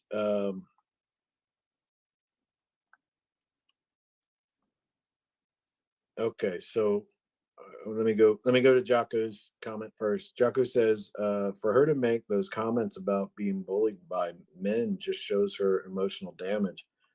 Time to go away, little fly, shoo. I guess we're back to talking about the mod part in this chat. And then Dirt on My Shoulder says, tell Jason his self-respect left with Brian. He needs to go get it. So yeah, that's another thing too. I mean, I can imagine it's been rough on Jason because of all that stuff. But I mean, I think if he was able to talk about it, maybe he could clear things up or not. Or at the same time, it goes back to the question I had a while back. If the remaining founders had something to do with all of it, why are they still here? You know what I mean? Why don't they just go on? But I don't know. Okay, so and then we got another comment from Slumdog Millionaire. Sorry, was on the phone with my daughter. I have two boys, two girls. My oldest son has a girl 6 years old, and my youngest girl just had a girl. So two granddaughters so far. That's awesome. That's awesome. I have several grandchildren, and they are. It is different. It's a different world when you have grandchildren. I'm telling you, it's awesome. You get to spend time with them, get them like ice cream, take them, have fun. Then you drop them off to their parents, and then they get mad at you, and you're like, whatever. I changed your diaper when you were little, so shut up. But you know, kids are great. We have a couple more comments coming in. So anyone know who's on the multi-sig? As far as I know, the multi-sig is Jason, Adrian, and Damien. I don't know. I didn't see anything that and you guys can correct me if I'm wrong or whatever, but I didn't see anything that had changed as of yet. Stevie has Stevie Summertime Breezy says, random thought. Is there any way we can start a crypto project that has bourbon involved? You know what? That's funny you were talking about that, Stevie. A couple people came to me and talked about doing a crypto project. And one of them in there, we were talking about it, that if I had anything to do with it, 100% of the pink sale, whatever, would go to liquidity and the contract be renounced, and then create a DAO and lock up the liquidity for like 90 days. And then the DAO could decide what they want to do with the liquidity every 90 days. And I also had a conversation with someone where I said there should be something involved with the bourbon and cigars. And they were like, no. They didn't like that idea. So evidently that won't work, Stevie. I've already tried that. So I don't think anybody's going to buy into a project so that me or someone else can get some bourbon. Or maybe we can get bourbon and ship it to all the holders. That would be cool. I'd get into that DGen project. Oh yeah, right. Yeah. That sounds good. The weekly rewards is a bottle or something like that. Yeah. Could you imagine? I'll take I'd it. be You like, guys know I love my whiskey, man. I'd be like, wait, I'd become like rushing to the mailman or whoever. I'd be like, hey, you got a package for me? You're like, I don't have any more Bitcoin, man. It's I've been buying bourbon, bro. I know, and it would be like that. People would be like, man, I thought you had a lot of Bitcoin. I did. Now I got a lot of bourbon. Oh, that's great. I don't know about that, Steve. That's that would be fun though. I would like that project, but I wouldn't be making money. I'd be losing money. So Shadow X says Nick should get his own team. Who knows about NFTs? Yeah. And then Slumdog Millionaires laughing at me. I hope that's good. I don't see any other comments or anything like that. Did we hear from everybody about that original question? I think it's important, but I do think, Fowler, are you there? I know you're working hard, man, but you gotta talk to us about this. This what is this thing on your picture on your profile? What is this? Can you tell us about what F3 whatever? What are they now? Come on, tell me. So it's F3 Warriors. Okay, so F. it's this F3 Warriors. So what? Yeah, so literally F3, which is pretty much a play at Fowler, three. So F3 Warriors. It's an NFT project where pretty much right now, starting off, it's going to be a collectible trading game, pretty much. Um, it's gonna all starting off it's gonna be about collecting the NFTs as honestly as many as you can because they do two things. One, they're gonna serve as a NFT to later on down the road. It's when there will be a game that these NFTs will interact with. They will interact with the art itself, which would most likely be your characters or characters that you have. So having um, the uh, the different warriors will serve as a purpose later on. The NFTs also will be revenue share. So they will have revenue share into the taxes of the NFTs. So the when traded on the NFT platform, there will be a 2% tax. The 2% tax will go to the revenue share wallet, and then pretty much every 30 days, uh, uh, the the revenue will be shared to all holders, depending upon which NFTs they have, because one tier will have a different percentage of revenue share than others. So you definitely that will be a reason. That will be a reason to as far as the trading of the NFTs will ensue. So that will give people purpose into having activity with the NFTs. So that will be a thing that will be done automatically. The revenue share will be done automatically. Be airdropped in stable coin according to the NFTs chain they'll be on. At first, they'll be Binance would be first uh, the first chain it will be on. So that will the likelihood to be the payouts will be on the BSC chain and stables. Uh, that's and FD Warriors is not. I hope people don't get confused. It's one project of a couple. Also, I'm making the NFTs for Guys of Gaming, which that's more or less going to be uh, for the overall ecosystem of Guys of Gaming. So those when those NFTs drop, those will be more or less a lot of things that will be going on in the future with the coming platform and blockchain with Guys of Gaming. But F3 Warriors would be one of those things that will eventually be on the Guys of Gaming blockchain. So, right now it's starting off again NFTs. This is, to fundraise, to do the other things that this ecosystem is going to need. And also, it has revenue sharing. So it's actually, having these NFTs will actually pay out for people, and that's what people, gonna end up wanting with their NFTs. I mean, it's one thing to just have an NFT that's just sitting there, and it's not doing anything. But it's another to have, NFT that's actually, NFT is actually working for you in the meantime of waiting for its overall purpose, its goal.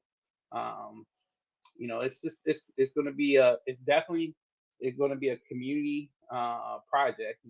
This can't be developed without the community. No game really can be developed independently without community. So it's definitely the need community is, but it's going to be powered by the community. And when the F3 Warrior NFTs launch, uh, which will be soon, uh, there will be a that's at the same time we will have Guys and Games NFT marketplace to launch as well. So big things are coming. Uh, I'm flipping this all on my bill, right? So I've been really working hard at this. It's been, I started, with this idea and stuff back in February. A lot of things kind of came up in between, but now, I have a lot of leeway to do what I need to do, and those NFTs are coming. And if some people have seen some of the artwork, uh, some, when it came to artwork and everything. So it's gonna be nice. It's gonna be really, well done art. It's not gonna be some sloppy stuff like stick guys.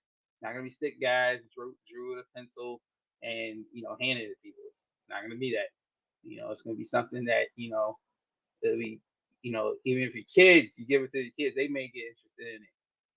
For what's coming, just because the art and imagination and what could be. It's going to be pretty. I'm excited, right? I think everybody else should be excited. Uh, I'm definitely putting in hours, that's for sure. definitely put in an Yeah, hour. I know you are, man. I was like, um, I was I was like, man, you're busy. You send me stuff, and I'm like, man, listen, dude, I'm asleep, man. Stop sending me these amazing pictures and stuff like that, and these what I guess NFTs or whatever. And then I start looking at them, and I get all excited, and I'm like, oh, for crying out loud, I can't go back to sleep. I'm an old man, Fowler. You can't be doing that to me, man. All right, let me Yeah. get this let me get to some comments real quick because I'm sure we're gonna get questions about NFTs coming up about your project and stuff like that. I know you want to talk about more, but like these comments are just all over the place. I got them like everywhere. So Tartan Madman says, what I did like about Nick's AMA with Chalk Talk and Keith was that he is reworking the tokenomics regarding the rebases so that if the blockchain outperforms, then we get more rebases. Awesome news. I think that's great, and that comes from these conversations that we have, that we talk about in Discord and we talk about on our lives, and then they go to Nick on his AMAs, and they put these ideas out there, and Nick goes back and is listening to people. I do enjoy that about Nick. Sky Dream says there was a bourbon and cigar NFT project that relied on staking for its utility. Sadly, it dissolved when the SEC grew horns. Darn. I do know about this. Barry McCockner says, invest in a barrel and you get an NFT for your barrel, and then it is aged 5 years. You get to sell the bottle bourbon and consume it. The investment money covers costs, and the rest is stake. Yes, and the aged bourbon is worth more than the cost, and you gain interest.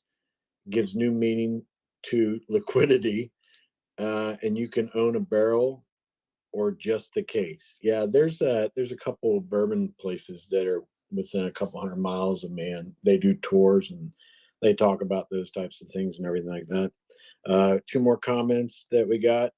Uh, Gus Navarro says being a grandparent is awesome. And Crypto Pride has joined us, and he says those are aliens. And I think he's talking about the profile picture that you have there, Fowler. And Crypto Pride is here. I don't know if Pride, Yeah. you got to talk about. How was your I- dinner? Look, it was good. Looks like it's like aliens with some clothes on. Fowler looks kind of dope, man. You got the alien eyes and everything, buddy. I was thinking of a Marvel Brute. It looks like Brute to me, man.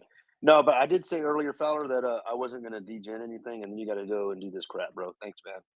Take my money. Hey, Hey, Fowler, man. what's gonna be the price of those NFTs? Don't say something crazy either. No, they're gonna first off they're gonna be in loot boxes. They're not gonna be just like out for you just buy it like straight off the open sea or anything like that. They won't be like that till they're traded. Like when people usually have them in their wallets and they want to trade back and forth.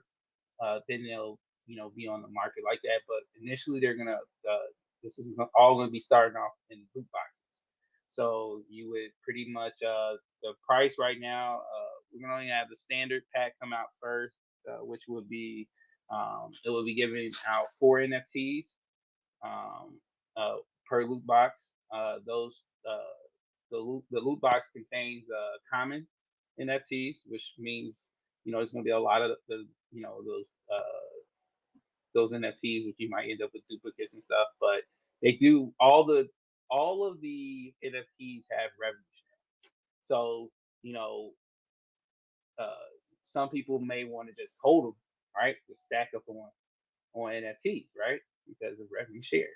But they also will, but you definitely want to collect the actual um, different NFTs because at some point, in order for you to get to there'll be levels, right? There'll be levels. So in order for you to get to the next level, you have to have X, Y, Z NFTs, right? If you don't have all of them, you won't be able to go to the next level to go after the other NFTs that's on the next level. You won't be able to, the revenue sharing portion of it, you won't be able to get a hold of those because you can't get those because you can't gain access to purchasing those loot boxes. So in order to get to get to the next level to get those get a chance to purchase those loot boxes, you have to level up. And so you definitely want to collect different variants of NFTs. So they'll, there's we go by token IDs, right? So the token IDs, there's zero starting out. There'll be 0 to 30 on token IDs. So 0 to 30. Those NFTs, they have probably about 100 runs on each one. So each token, each NFT has 100 copies of itself. So you can be able. Well, not all 30. I'm sorry. There's four. There's four in there that are elite, what we call unique. Those only have a run of about 10 on each of those four. So they're going to be rare, right? Out of 100 of 26, right?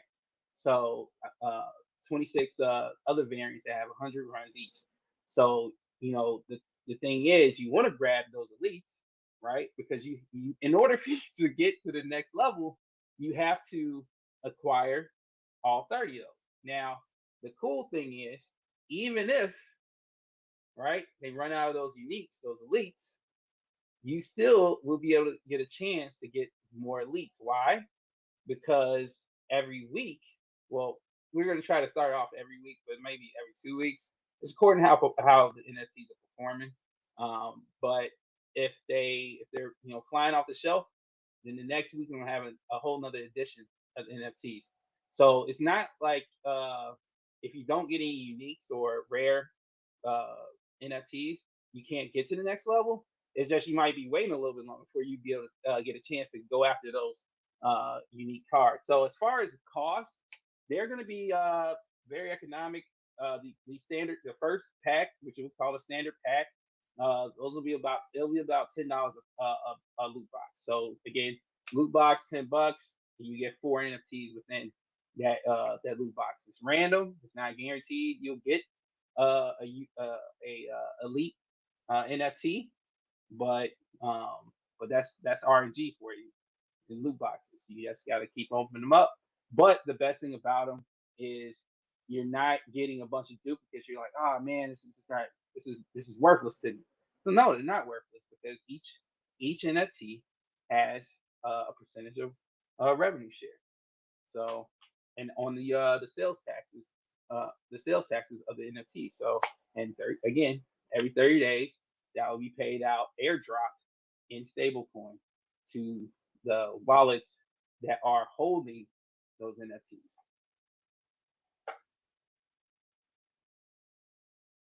All right, Fowler. So I got a question here. So I know very little about NFTs and everything like that. So let me understand this. So NFTs, and we're going to do, and that's why I want to do the Sunday Night Live that we have coming up this Sunday.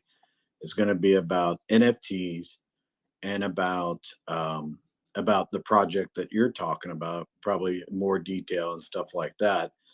But okay, so NFTs.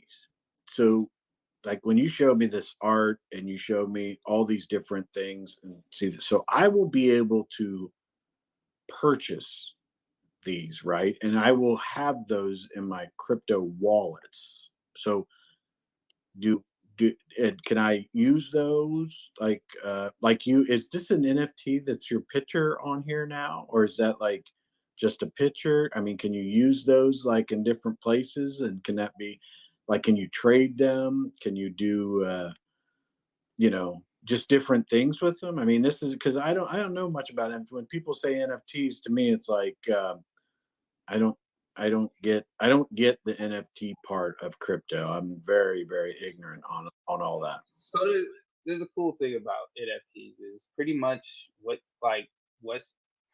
what's embedded in that NFT you own. Okay, whatever's in that metadata you own.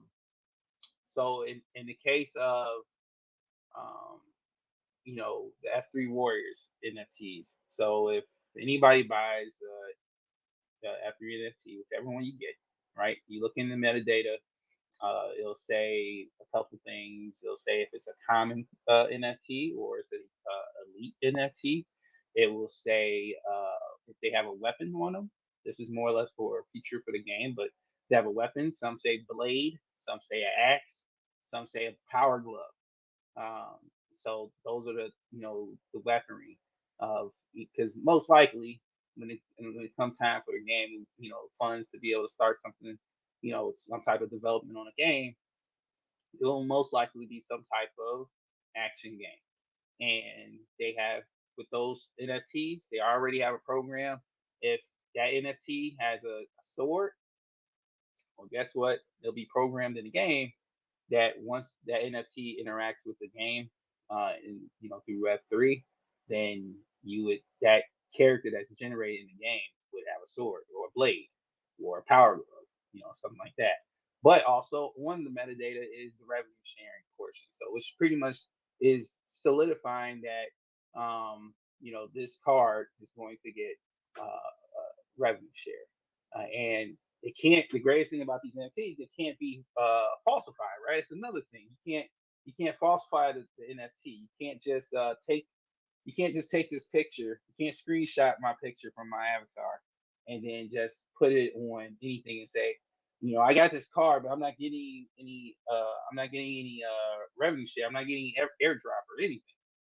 Like, what's going on? I need, well, this whatever you have isn't linking to the overall contract for these NFTs, right? So, and the greatest thing about NFTs is as a contract owner, as a project owner, I can see where all these NFTs are going. So if they go to Kryptonian, they go to Chris, they go to anybody in here, anybody in here, if they were in your wallet, and if I said, guys, you know what, I'm feeling, F3 Warriors been having a great month. Not only are you guys getting revenue share, but I want to airdrop you another warrior for free to all the wallets, just like that. I just wanted to do it because I just having a great day, right? I could do that. I could do that, and you wouldn't even know. So I could do it and then announce it, and then you look at your wallet and it's there, right?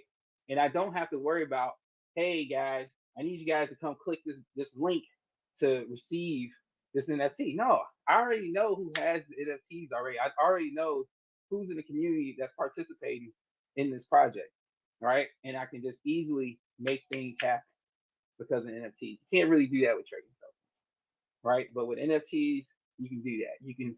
You can make things happen. It's a more, to me, more organized way to handle a community, because one, they're getting things that are tangible, that they are having their wallet that they own. Not physical, sorry.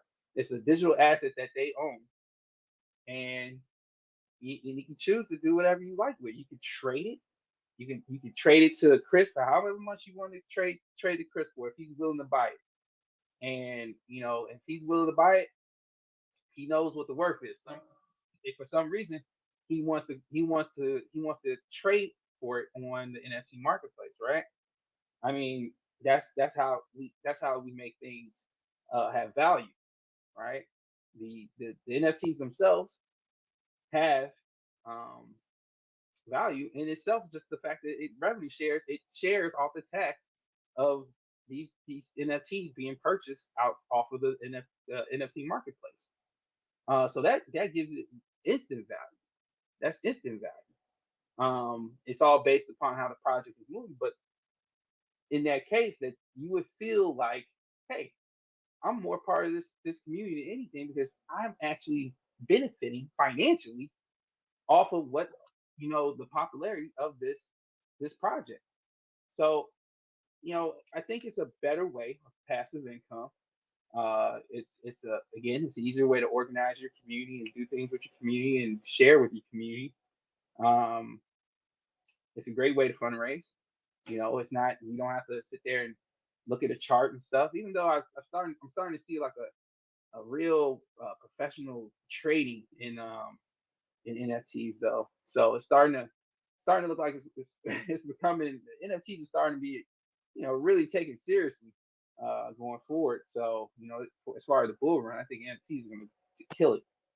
Um, So So let me ask a couple questions about this. And we have OBZ that joined us, and we probably have some comments that I'll probably need to go back and check. But so in the gist of it, let me just understand this, because you know we had this whole conversation about crypto and how DeFi. I'm just like not wanting to be involved in DeFi and everything like that. So with NFTs, so I could collect NFTs. Some of them would have revenue sharing. Some of them are just like what Nick's talking about with like NFTs with like boosters and different things that could be like a utility. Like you get an NFT and you have that NFT in there, and it just it says that you get a part of you're a legitimate member, whatever, of kind of revenue sharing or whatever. But NFTs as a whole, like what you're talking about. I mean, I could buy NFTs like your R3s.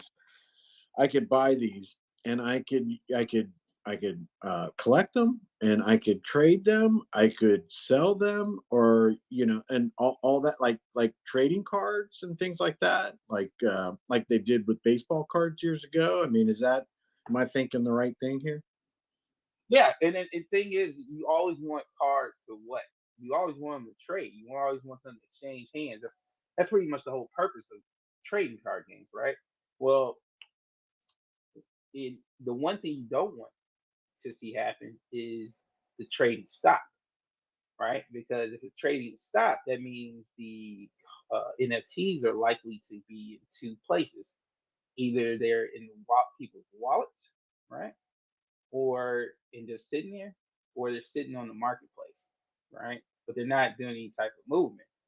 Um, so you have to incentivize that type of trading. And you know, one thing uh, we know that's out there is there's a different type of trader, right? We know there's hodlers, right? There's hodlers, there's people that day trade. There's a different type. There's all types of different traders. Same thing goes with NFTs, right? There are NFT collectors that collect for the art itself, right? They just love the art because there's, as you've seen, there's art galleries, there's NFT art galleries out there where you can, for free, you can just go to, get this art gallery and you can put all your NFTs that you collected. You can put them up there for people to see. You just put it on your social media. Hey, come to this link. This is my NFT gallery. Come check out everything I've collected so far. Some cool stuff. Some cool stuff, right? And at that point, some people can actually offer you from that point to to to take your to collect your NFTs. They may pay you more than what you paid for the NFT, so they can take it and have it for themselves because they found some interest or want in that NFT.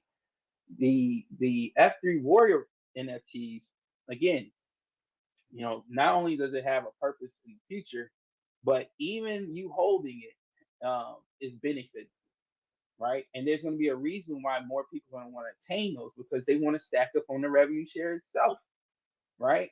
Now, because right now we're starting off with high numbers compared to what the community that's there right now. We're going to launch with a lot of supply, but that doesn't mean that every single release uh, that we have is going to be that high, right? Because that's the great thing about NFTs. If you need to create a demand, you can do it. You can do it because, and it's not the same way with like trading tokens. Trading tokens, in order for you to make that type of that demand and supply source, all that stuff, you got to do all types of crazy marketing. You got crazy marketing has to happen, all that stuff. In this case, it's just, hey, we're releasing too much right now. If performance is not good, we don't need to release as much. And that'll be the drawback in itself. But at the same time, people are still going to want to stack up on those revenue sharing NFTs. Period. Even no matter if it's a slowdown or not, people are still going to want to stack up on those because they're going to want to get more. They're going to want to get more. So they're going to end up trying to buy it from people who may not even be actively trading. Like people will search out where these NFT, you can find that. You can go through the contract and actually figure out where certain NFTs are. And if someone is that utilizes these NFTs properly, then and if they go to places like OpenSea or or if they openly trade on the Gazi Gaming NFT marketplace, they can offer you. You don't have to actually post your NFT for sale. People can actually offer you. See, if you work with those type of platforms, you'll get a message saying, "Hey, somebody's offered you XYZE for BNB for your F3 Warriors, like two of these F3 Warriors that you got. You may have moved on. Maybe you just collected them just to have them, just for the future. But for whatever reason, somebody is gung ho on getting more of these NFTs, and they'll pay you for it. Right? It's up to you what you want to accept. But that's the greatest thing about the NFT market. I think I think it's a better you have to kind of get into it and really understand it, but I I think it's a better system than trading tokens that NFTs are, and because you have so many different use cases, man, and just like you said, someone who you may have gone through all these things that's happened in trading token land, in NFTs, it's there's still some things you got to watch out for, but for the most part with NFTs, at worst, if the project tanks and art is great, the art is great, you can still put up in the gallery. You still have it. You still have something to end with. Whereas trading tokens, if the project rugs or something like that and it just dies, project dies, you just have this token that's just like occupying the display on your wallet. That's that does nothing. That's kind of, it's almost like a sad reminder every time sometimes you see those. Every time you see those tokens in your wallet, sometimes you like, yeah, I remember that. I remember But how they, let me interrupt you. So that's what one of the points that I was going to get to. And I'm sorry for monopolizing so much time of people might have questions and everything, but the so okay, I buy NFTs, right? Say I buy a bunch of yours, and I'm not saying that this will happen or anything like that, but I retain those NFTs no matter what happens with the project or not, right? I Mhm. mean I have them. They're like if I went to an art show somewhere and got a painting, took it home, and the artist just stopped being an artist or whatever, they wouldn't come back and like, oh, we got to take your painting. They're not going to take my NFT back if the project works No, out or not, right? no, that would never happen. And on top of that, the art that's on these NFTs, they won't just disappear. So um, you would have, you would actually have that art. That's what I'm saying. According to the art, even if the project is gone, the artist is gone. You own that artwork. You own it. Now, I So know I don't we have to all. worry about just so I understand this. All right. So okay, I'm gonna buy NFTs. I'm gonna buy and if they appreciate, they appreciate. If not, it's just like a collecting art to me, and like different things. And if I get some revenue sharing from them, that's neat and that's cool and everything. But if I was going into it and I bought a bunch of NFTs, I had a whole like little gallery of what you're talking about, all these different collections and everything, I'd have those forever, and I wouldn't have to worry about whether the project is what was it, the DeFi Jester or they rugged or whatever. I got the NFTs. I got something tangible. I can have Mhm, it. I can trade it to other people, even if the project's all gone. We don't even know mhm. about it. I could. They'll still be out there. We can still. I mean, to me, that's completely different because that's something that if I was into collecting those things, which a lot of these things I never even seen some of these like images and things like that, especially some of the things that you've sent me and stuff is like I've never seen those types of things, and that would be really cool to have those in some type of a. And did you tell me that like there's a place that will print those? Like you could print those on like a canvas, put them on your Uh, wall. yeah. So I don't know if they'll do it in NFT yet. I was saying that would be a great idea for somebody to start, Oh, like a okay. print on demand platform or service that takes NFTs and does merchandise and stuff like that, t-shirts, stuff like that. I think that would be awesome. I don't know if that's out there. It could be, may not. I'm not sure, but great idea. And But so that. I can get these. I can get NFTs, right? And Mhm. I can collect them. Some of them might be revenue sharing, but bottom line is I'm giving my money to a project. I'm getting something in return, which could increase in value depending on just like baseball cards, like I mean, just depends on how they perform and everything.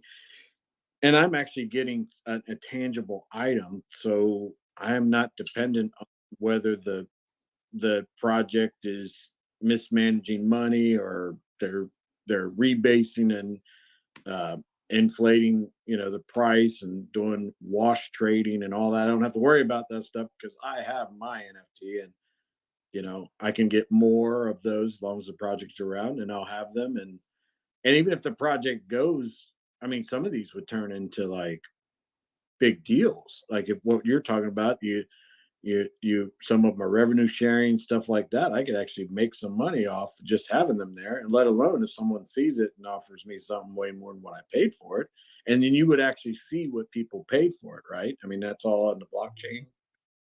Okay. Hmm.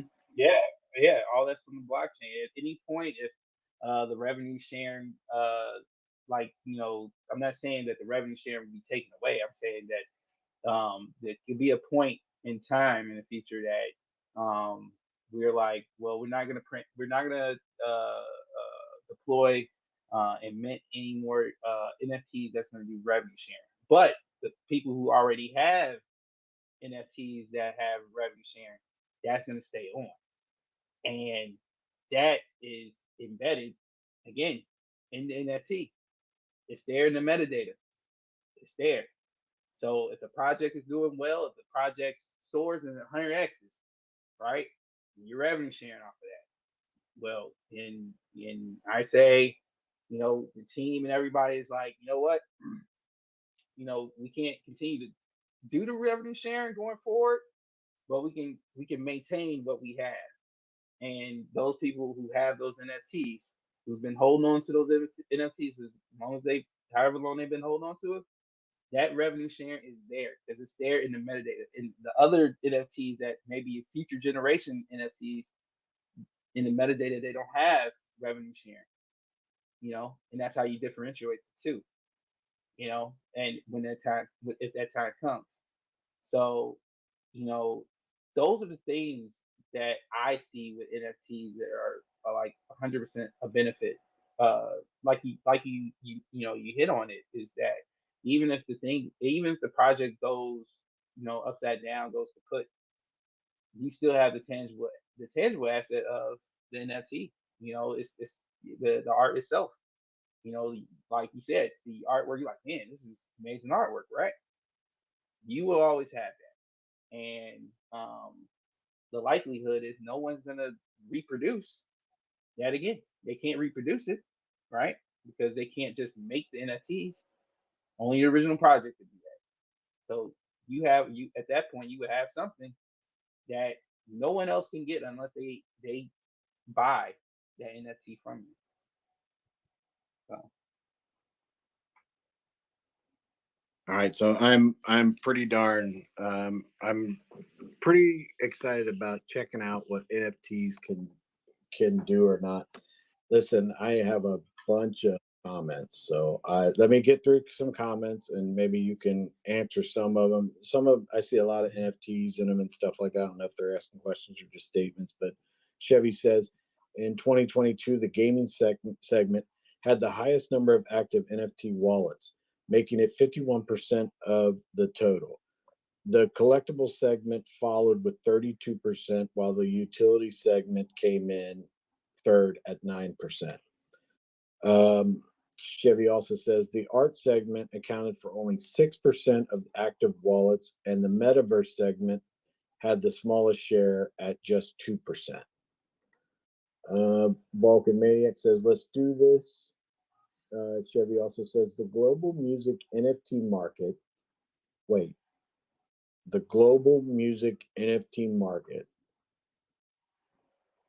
So let me understand. You can buy NFTs with music on them, or like, Yeah, what? you can actually embed music into the NFTs. Oh, okay. So that when you sent me something and it had music when it was, I mean, is that what they're talking about, or is this like a regular like a regular band's music? You can get an NFT I and mean, own. you could technically put anything on there. I mean, it's MP3, so if you have an MP3, you could. But I mean, if you put Beyonce on there, right? I can't sit here and try to sell you NFT that's got Beyonce on it. Like, it's not mine, right? Like, everybody knows Beyonce, right? Yeah. But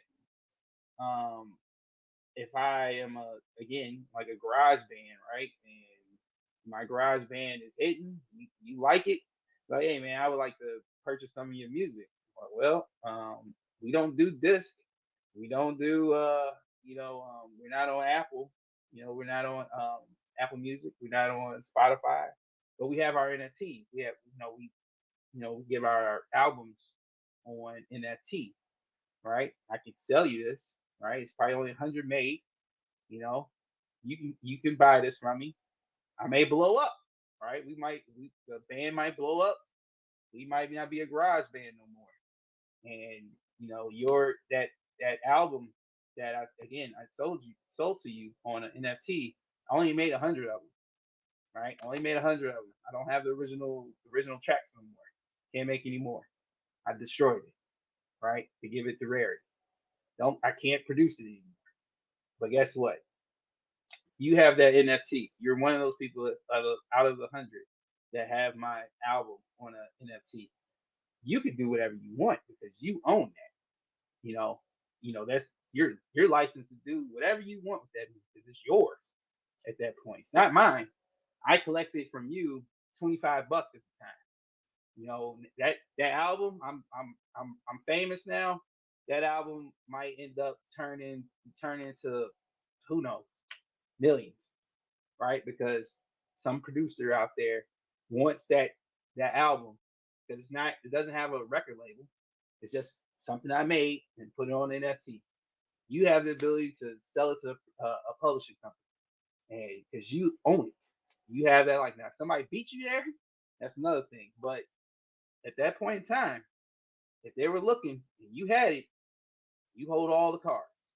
So I think that's what when it comes to music, I think there's a big opportunity for music with NFTs with just like that type of situation. All right. Well, Chevy, he's going on. He's got. I shouldn't say going on. That kind of. He's got great information. So he's got a couple more things in here. Chevy says the global music NFT market in 2021 reached a valuation of 1.350 billion. Experts predict this market will expand to an impressive rate with an estimated value of 6.002 billion by 2028. Chevy also says several popular musicians, including Snoop Dogg, Eminem, Mike Sharonda of Linkin Park, Shawn Mendes, 3LAU, which I have no idea what that, Kings of Leon, Ringo Starr have already launched their musical NFTs. Oh, nice. So I need to check out musical ones. I've always liked Yeah, collected of some type. you know, That would. Wu So, Tang Clan did that. so let me think about this for a second. So back in the day, I mean, this is going to date me, but we had like record collections, right? And we had a lot of records. We had cassettes and things, even 8 tracks. There are a few 8 tracks, but we'd go over to like buddies' houses, man, and we'd sit and like go through the record collection, like pull them out, check them out, and everything.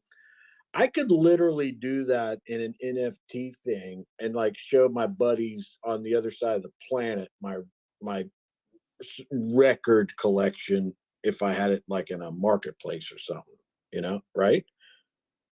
Mhm. Is that what I'm thinking? Is like you could just like with NFTs, go in anybody. These are my collection of NFTs. Yeah, I mean, you could like some people preserve their some people preserve their media on NFTs. I mean, why not? You would be the only one to have it. It's literally contracted to you. No one can take it from you.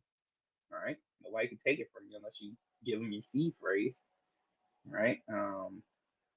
I think yeah, yeah, that's All yeah. right, so we got now Slumdog Millionaire says, have anyone ever tried using NFTs to stake instead of the coins or tokens? Like buy 100 staking NFTs using $100 worth of your project token and stake the NFT. Cool part is the NFT will always be worth $100. I don't know. Yeah, I mean, there's a staking function out there. I haven't seen it. I haven't seen any project do it. I know it's out there though. I well, haven't seen any Slumdog project. Millionaire, he says if not, then you heard it here, folks. Staking NFTs. Slumdog Millionaire. This date, August 11th, 2023. At he said this at 10:06 p.m. Eastern Standard Time. So just it's all recorded now, Slumdog Millionaire. So if you've created it, it was you first right here. Chevy says the vast majority, 70% of the U.S. population, still don't know what an NFT is. I know what it is, but I just don't know what it is.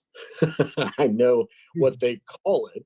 I just don't understand it, And it's like I don't. I mean, it's opening a whole new world for me. So this is something that I don't know, how the blockchain is going to work out and everything like that. And Nick has a great vision, I think, and all that, but this has opened up a lot of things for me because I could see me investing in NFTs as a hobby and as an enjoyment and me getting something out because I love like baseball cards. I got all like the Star Wars cards when I was a kid and all that kind of stuff. So I could see this would be something that is reminiscent of my childhood, collecting different things from different, especially the things that you're doing, Fowler. If these are like these warriors here, the things that you're talking about and everything like that, I could see collecting these and like the different armor and the different backgrounds, and if you got music on it and you got different things, that'd be cool.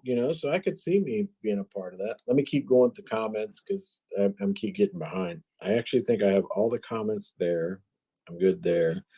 All right. Slumdog Millionaire says also, or crypto for that matter. Their vocabulary ends at Bitcoin. Oh, he's talking about people. Yeah, sorry. I think that's a dig at me, Slumdog Millionaire. I think you're talking about me because, I don't know much about crypto, but I do know about Bitcoin. So I look at NFTs as if they were deeds. Oh, yeah. Now, that's another thing that I did. I read a whole article about it, and my attorney talked to me about the putting it like Web3. I think I get confused by this, but Web3 for me to put, I can put all my important documents and stuff like that, deeds, my trust, yeah, LLCs and S corp and stuff like that. All of this stuff on some type of Web3 thing. He's explained it, and I kind of started losing track of what the heck he's talking about. But it would be my name and everything that I ever had, like car deeds, all that stuff, would be attached to this, and it wouldn't be public. I don't know if how it's public or not, but it was, like he was talking about deeds and stuff like that. So Slumdog Millionaire says, saying we can use NFTs to secure titles to homes, cars, property, etc. Yeah, maybe I should read the comments before I talk too much because they're already ahead of me on this.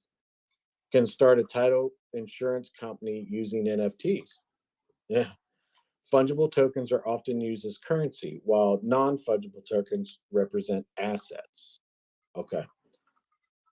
All right. So I got to do some research on this. And it just keeps going. Slumdog Millionaire, and create a title insurance blockchain that other title insurance services use for your blockchain Okay. Tina Polte is here. That's great. Glad this is on YouTube.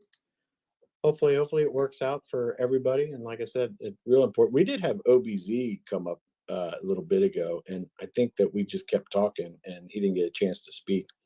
I noticed that he did post something. Chevy says SEC is less likely to pick on a DAO-based NFT blockchain. Anti-BS says, agreed, it needs to be now that it looks like the server team is preventing discussions around certain topics. And Anti-BS sent me a pretty detailed message as to what they wanted to say when they tried to come up, but the connection wouldn't work. I'll let him know if he wants me to read that. It goes into detail about quite a few things. Very interesting, and I agree with it. So Vulcan Maniac says Chevy is good people. Well, I don't know about that. I mean, but if he's got Chevy in his name and all the information he's given us, look at this now. He's got a whole nother statement here. Yeah, Chevy's a pretty smart guy. Or girl. I always say that. I'm sorry if I say that. I should say person. Chevy, the blockchain is the museum for fungible token is our currency at the museum, and we purchase NFTs, music, games, event tickets, artwork, albums, etc. That is awesome. I'm excited about NFTs now, learning more and more about them. And I really wouldn't. I know people would say NFTs, and I just figured it was something that goes in your wallet and says, "Yeah, your wallet is got this, whatever." But when you were putting that art out the other, like a couple weeks ago, Fowler, I went and looked at it, and I was like, "Oh, this is pretty cool." And then I was like, "Dude, wait, could you buy this?" And you're like, "Yeah, you can buy it." What? Like, Mm-hmm. okay, so I could own this, right? Yeah. And Nick said something a while back, was on a live, about how you could buy an artist, um, an artist drawings or whatever, and you can put them on like shoes and different things. And I was like, "Oh, that's pretty neat." And I'm thinking, how would you do that? But I mean, I understand a little bit more now as to what we're talking about. And Some Dog Millionaire says, Chris, don't use Web3. Go to the ground level. Web3 is still vulnerable. Okay. Well, I won't. I'm not doing anything yet. But if I do make any kind of changes, I will definitely reach out to you and members in the community to find out. And then Shadow X is on the verge of getting banned. You guys ready for this? You know what he says in the chat? I'm serious. I think Shadow X. Oh, he's a mod on my channel, so I can't ban him. He can ban me though. I wonder if he can ban me. He said Ford tough. Obviously, Shadow X has been drinking a lot tonight and doesn't know what he's saying, because Chevy's the best, buddy. I can't tell you anything else. I don't know what you're thinking. So, Shadow X, you're gonna get banned. I've reached the end of my comments, man. Kryptonian, I can't believe you're quiet this long. He must have been disconnected, but we'll see. He'll probably come back tomorrow and be like, No. I'm here. I'm just keeping minutes. That's what you have me here for. No, I'm actually learning a lot more too, man. I'm getting more excited about NFTs as well. Yeah, I apologize, because with Fowler's project and everything like that, and the things that he's working on, I had seen these things. I'm like, this is a neat Fowler. Okay, that Fowler guy, he's neat. And then I'm like, wait, you can buy these? I mean, what do you? Wait a minute, you can do these like trading cards? And to me, I used to trade. I probably have about 10,000 baseball cards. And like with the albums and stuff that I was talking about, I could definitely see that being something that I would get into. And if I put my money into a project that I don't know who the yahoos are that are doing it and everything like that, then I get concerned. But if I get an asset or get something out of it that I would enjoy, and if it was if it was something that you know what, here we go now, we're gonna have to I'm gonna have to start banning a lot of people. Evidently we got a bunch of Ford people in the chat, and I thought we were all friends, but obviously we cannot be friends anymore. Shadow X says, haha, Ford is the best American car, period. What, you know what? You have, seriously, you step away from the bourbon. God, Shadow X, you're obviously trashed for some reason. I'm getting messages now too. So, Anti BS says, absolutely fine with you reading it, Chris. It's purely my own views. Shadow said, or Slumdog Millionaire says, Chevy is heavy, but Ford is Lord. All right, both of you are going to be timed out. This when you're talking about the Discord and everything like that. Well, this is Chris's time, and you are wrong. Yeah, I'm gonna have to concur, man. Can't believe. Fords are overpriced and overpraised. Here we go. We're stirring up a hornet's nest. You guys can talk about blockchain and everything like that. The real important story is Chevy is where it's at, bro. Yeah, I think we're gonna get in trouble here, Kryptonian. I might have to just go out there and take this out and sit in my truck while we're out there. Yeah, right. Do the whole space from your truck. Yeah, I'm gonna do the whole thing in my with the engine running. Silverado. What'd you say, buddy? I was over talking to you. Oh, I'm sorry. Anti BS says, but understand if it's a bit too close to the bone. Oh no, I mean it's your opinion. I mean, if you're not mean and hurtful to people, I have no. It's a pretty long statement. And it's kind of I get back. It should be something that I actually bring up on live where other people can see it too, so they can tell me I'm wrong. So Shadow X comes. I guess he's trying to redeem himself or stir up a hornet's nest even more. I'm just saying. Shadow X says, I used to rebuild Cobra engines when I was in my 20s. Awesome engines and easy to work on. Chevy's too heavy. I have to say that I did a lot of work in the day. And I did like Ford engines. Rebuilt quite a few of them. But the problem I have with Ford was that the parts for Ford motors, things like that, seem to be just outrageously expensive as opposed to Chevy. And considering that Chevys were a lot easier for me to learn, and the parts were reasonable and everything. That's why I became a big Chevy guy. So, Yeah, same here. I didn't work on them, but I mean, my day, I used to lease them for. Was that? You're roboting. You just went away. What about now? Is that better? I'm fine now. I don't know what happened. Oh, I was just saying. I mean, I didn't work on them, but I owned a few, and for maintenance and cost of ownership, the price. I love Fords. I mean, don't get me wrong. I mean, the leather in a Ford, it's nothing like it, man. Especially like in a King Ranch, but they are expensive, man. The cost of ownership, the parts are a lot more expensive, and that's why I'm like, at the end of the day, I prefer to hold my money more than a Ford Key. You know what I mean? So they're good trucks. They're actually the number one selling truck here in Texas. Sadly, but that's savage. I can't believe you said that. There's everybody out in West Texas has these things for on the oil rigs and whatever. It is what it is. They all look the same though, right? It's all good. I'm a GMC guy, right? I have an AT4, man. I love that thing. Sweet.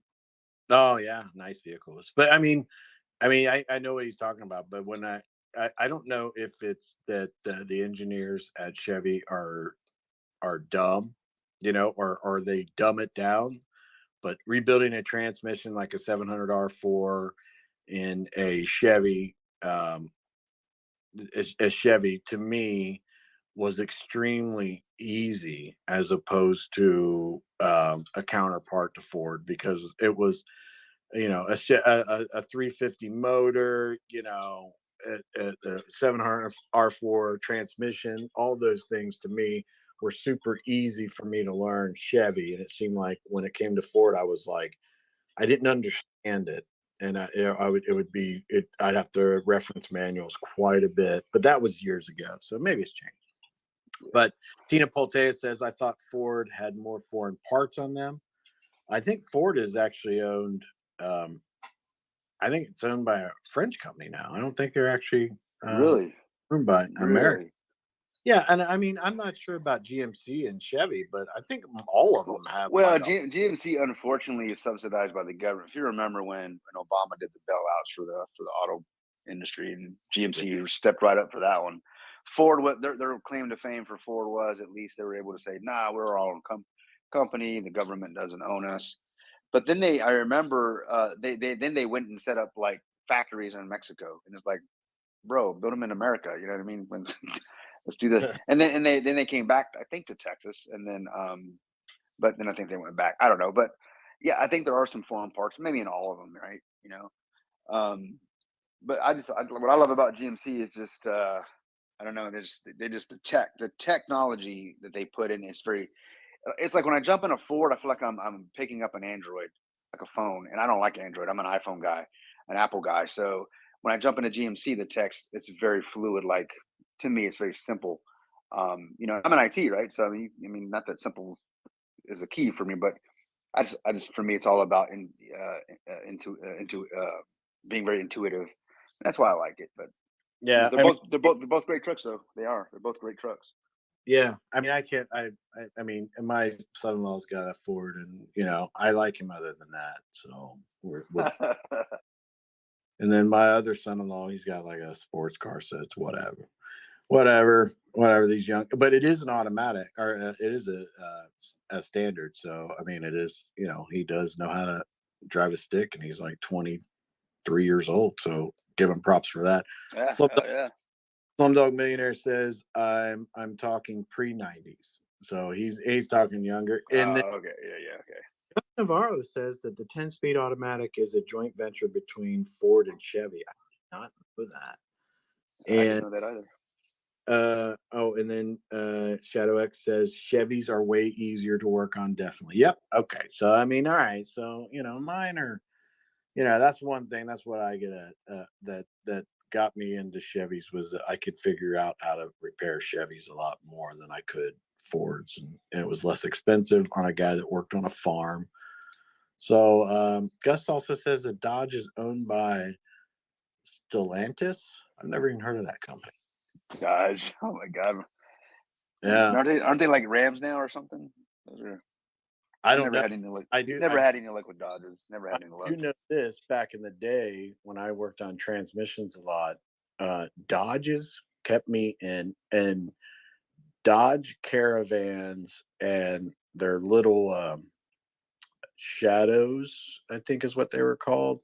Little coupe, little 2 doors, and they had a little 4-door or whatever. They kept the transmission business going, man, because every week we worked on multiple Dodge vehicles like that. Had that minivan. I'd like to know what A&R has when he comes back, because I like to pick up this conversation with him, because he's a mechanic, he's a master mechanic, and he owns a few shops, right? So my daughter's she has a Nissan transmission went out a few months ago. Poor kid. She's about to pay this thing off. Probably owes another $5,000 on it, right, to be paid off. She's excited to be paid off in a few months, and then boom, the transmission goes out, and so costs like $6,000 to replace the transmission. That's a punch in the gut, right? And then I called out to NR, and he's like, "Oh yeah, those Nissans are known to do that." And I gave him the mileage of the year and all that stuff. He goes, "Yep." And he told me exactly what it was going to cost, what they're going to tell me. I mean, right on the money. He helped me save some money actually, because he told me what to basically how to talk to the mechanics, right? But it's just one of those things, man. It's just transmissions, transmissions. Yeah, they and one thing I do know about then, this was maybe 2000 or 1995 to maybe 2000 range, where I was working heavily on a lot of vehicles and stuff.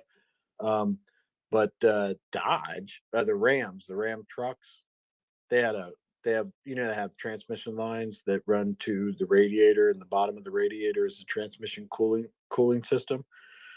They have this check ball in their transmission lines, and this this check ball would get stuck and it would burn up the transmission. They'd have like 50, 60,000 miles on a Ram truck. And it was like, good Lord. And they'd come in and be like, transmission not working. You drop the pan on it and it would be the transmission fluid was black because it had been burning up and everything. And it would end up being the check balls and the transmission lines.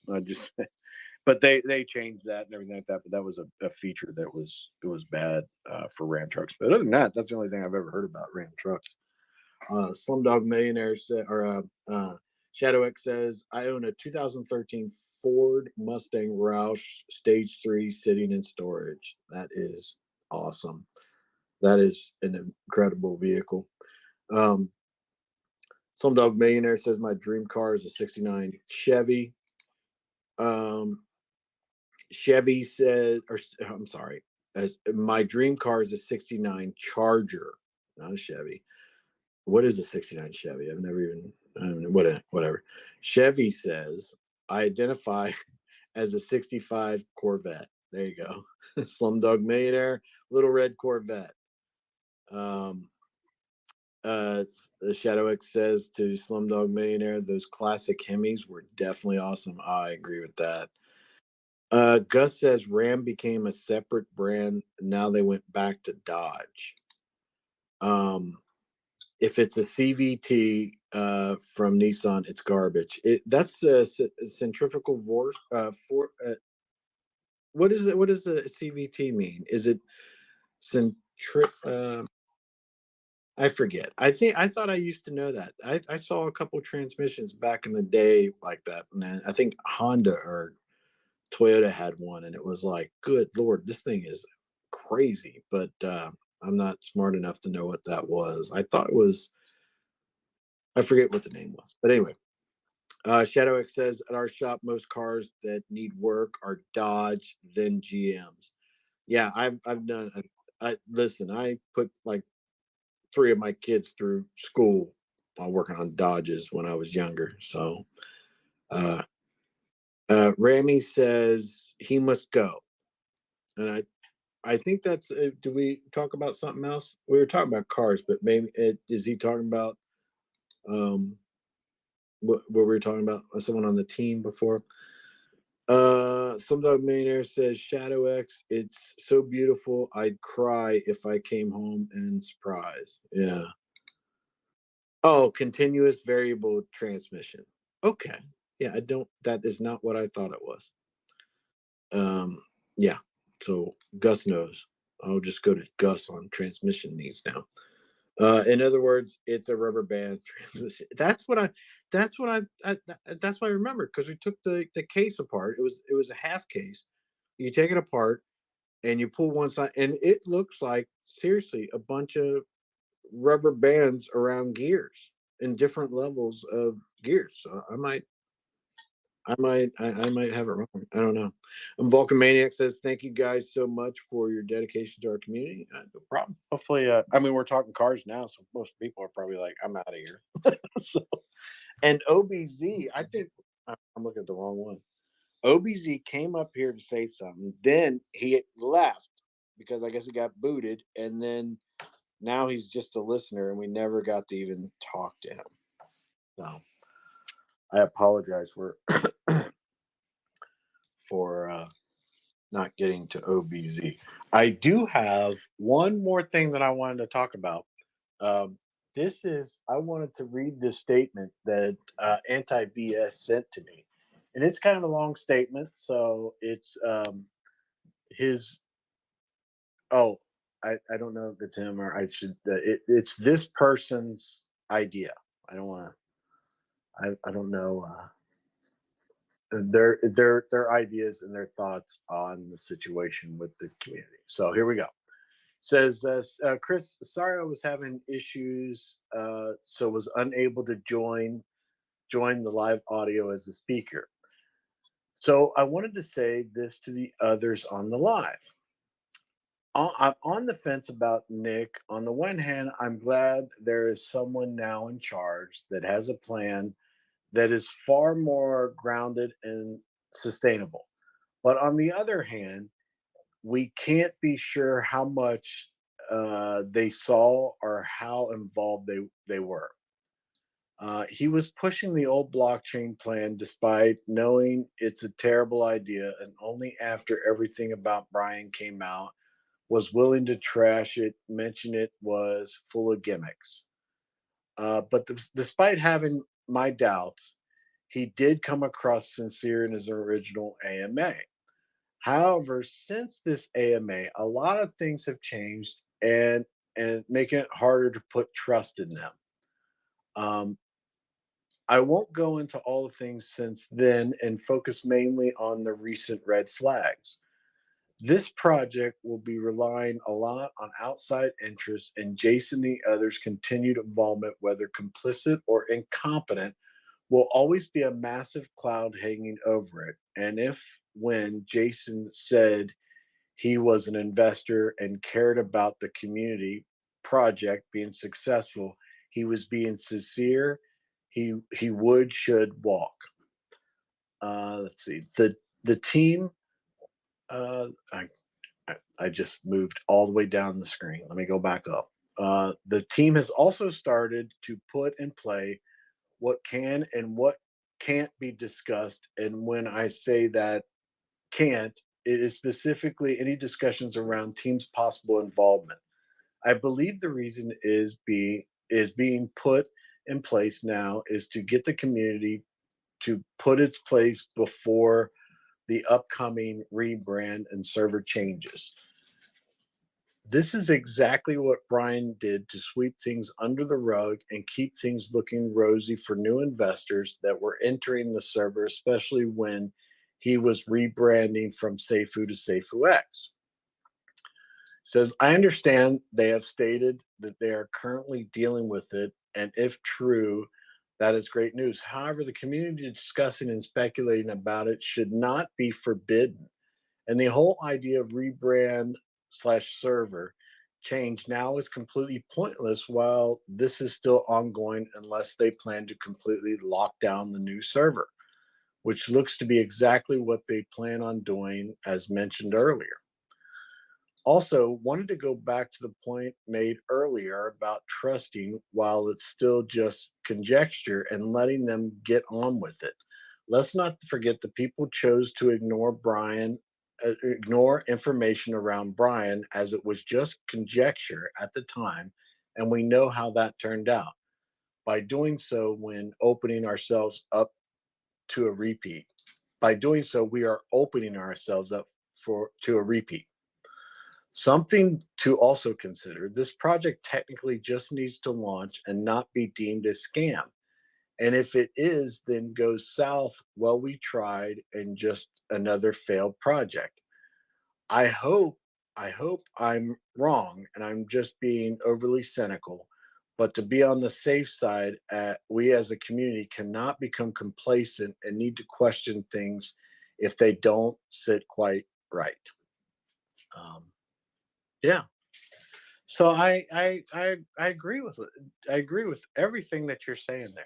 I think that I feel the same way about a lot of those things, and I feel that with the team that with I feel with Nick, I trust Nick in his assessment, and I look forward to how Nick handles everything. So I'm not sure it's I hope I did not lose everybody, and I was like muted the whole entire time.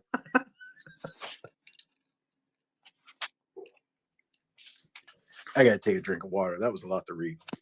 Yeah, you did great. Take a nap. Oh my god. I agree. I agree with anti BS as well. 100%. Yeah, he's right. We thought it was all. I remember going into Brew and they were throwing stuff about Brian. They only focused on Brian. They didn't really focus on anybody else.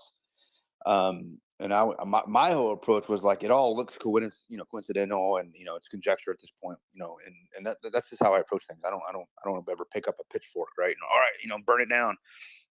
Yeah. I need proof, and then the proof came out. Well, the thing was, the proof really wasn't what the proof for me was never really the screenshots or the wallets and all these things. It was really Brian's own actions on the daily, like it was just amazing how they were like, look, he's gonna do this, and then bam, he would do it. Like they were calling his playbook. So, and I'll go back to what I said earlier. If I was on the outside looking at this project, I would not invest into it. I'd do a DJ and play it, probably make some money out of it in and out, like anything else, right? But I wouldn't invest in it. I wouldn't throw no more than $100 at this thing, honestly. So time will tell. Time's running out, and I agree with him, and I wholly agree with him when he says that when he started talking about any involvement with or any involvement that, let's say, the team Plan B and all those have now, it's just going to be baggage, 100%, man. And it's not going to look good. And I like how he also brought up the point that when he started talking about the rebranding, this is what Brian did whenever we went from SafeOX and all to Vulcan, if you remember. And I remember Plan B telling me on a call, he goes, the reason why we did the rebranding was because of all the stuff that Brian was being accused of. He had to get away from it. So they did the rebranding. So this could be another attempt at that. He's got a good point, right? He's got a very good point. I hope it's not the case, though. So if I had to make a choice right now, Plan B's got to go. He really does. And not to say that he shouldn't be reimbursed for his investment, or when I say reimbursed, he's going to be vested just like us. He's going to still have the opportunity to hold it and rebase just like us. I'm not saying just completely cancel. I mean, I wouldn't do that to anybody but Brian, but unless it's proven that he's been involved the whole time, right? Like he was the one. He and Brian were out there buying all kinds of stuff for their money. But I think if he sticks around, it's just not going to be good at all. And I think the last thing I'll say about that is, based on my conversations with him and how I got the sincerity from him, I really believe when he said he was really wanting this thing to be successful. And for me to believe that now, because remember, I say this, belief is the enemy of knowing. Well, I believed him. Now I don't know. I know that there's some involvement here. So in order for me to believe that again, right, that he's in it for the long run, I think stepping down would be, if it were me, this is how I would do. I mean, anybody can do what they want, but I would be like, look, I truly believe in this project. And I know my name is tied to Brian Legend. Everybody thinks I'm best friends with this guy, blah, blah, right? We're brothers, whatever it is. So I'm going to step down for the blockchain because I want this thing to be successful, period. I still have money vested in it, just like everybody else. So I think me stepping away is for the best. It's the best thing to do for the blockchain, right? And the community. So if he were to do that, I think that he would gain a lot of respect.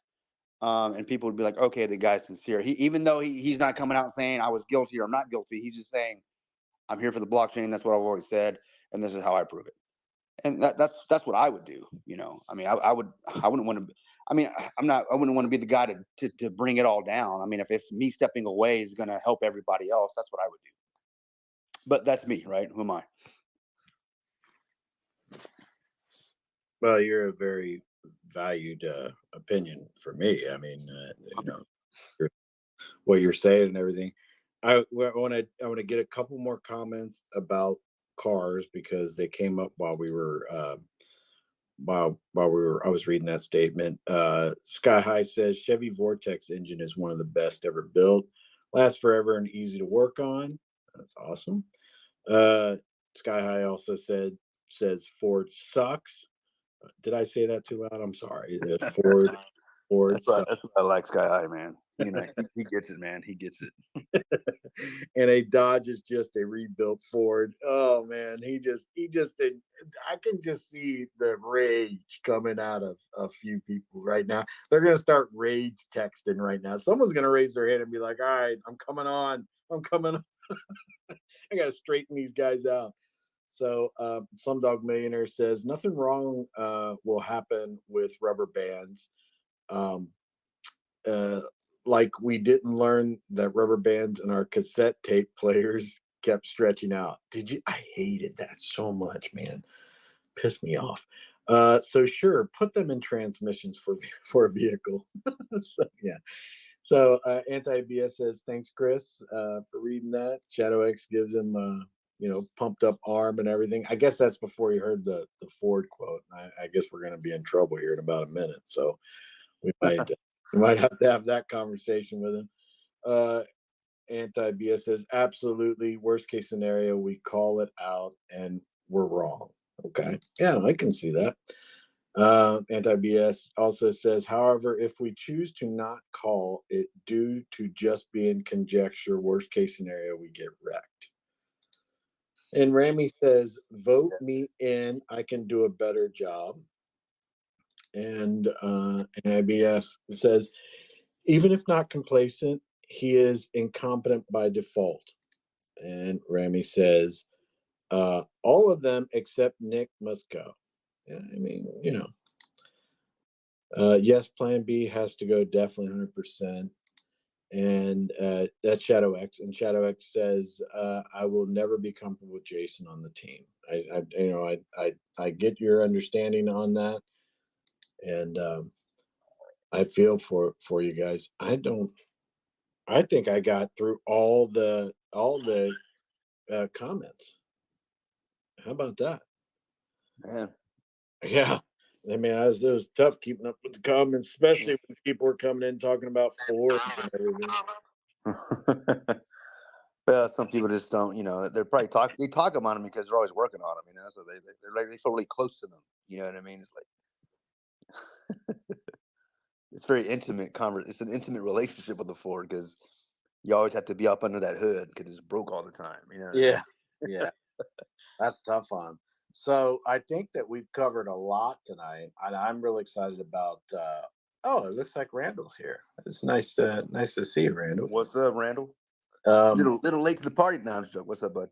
Yeah, what's up with that, Randall? I mean, I gotta ask Randall: Are you a Chevy or a Ford guy? He's probably like a Ferrari guy. Yeah, right. He's like, yeah, it's right next to my Lambo. Yeah. So, yeah, I got you all beat. Okay, all right. But and let's see. There's a couple more comments here. So OBZ says, "What does Jason bring to the team?" And okay, so NIBS is talking to Shadow X, says narrative control is now in full swing in preparation for the new server rebrand.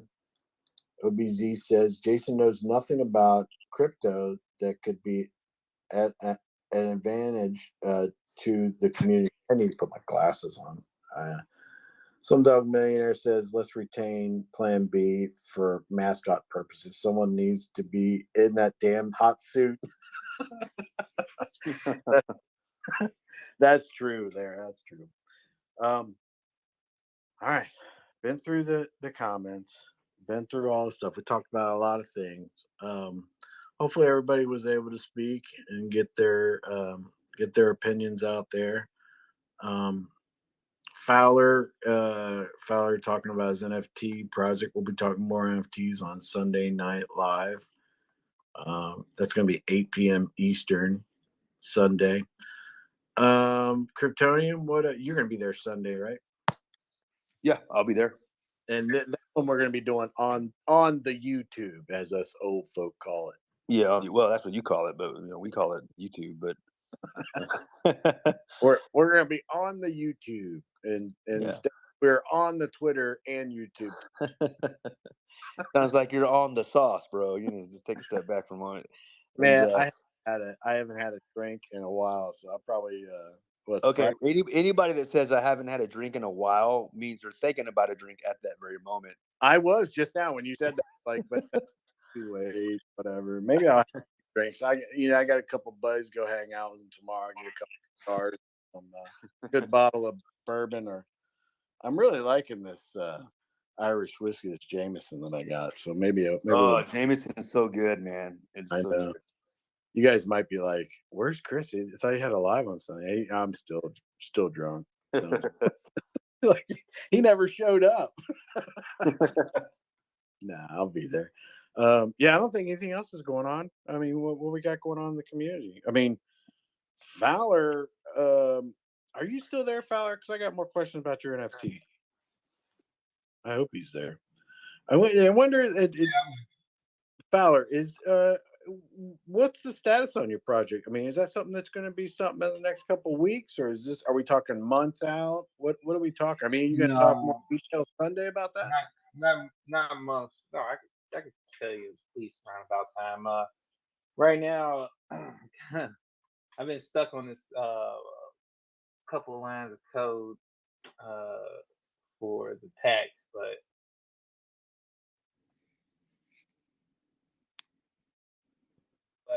once Was I that? get past, oh man, you guys hear me?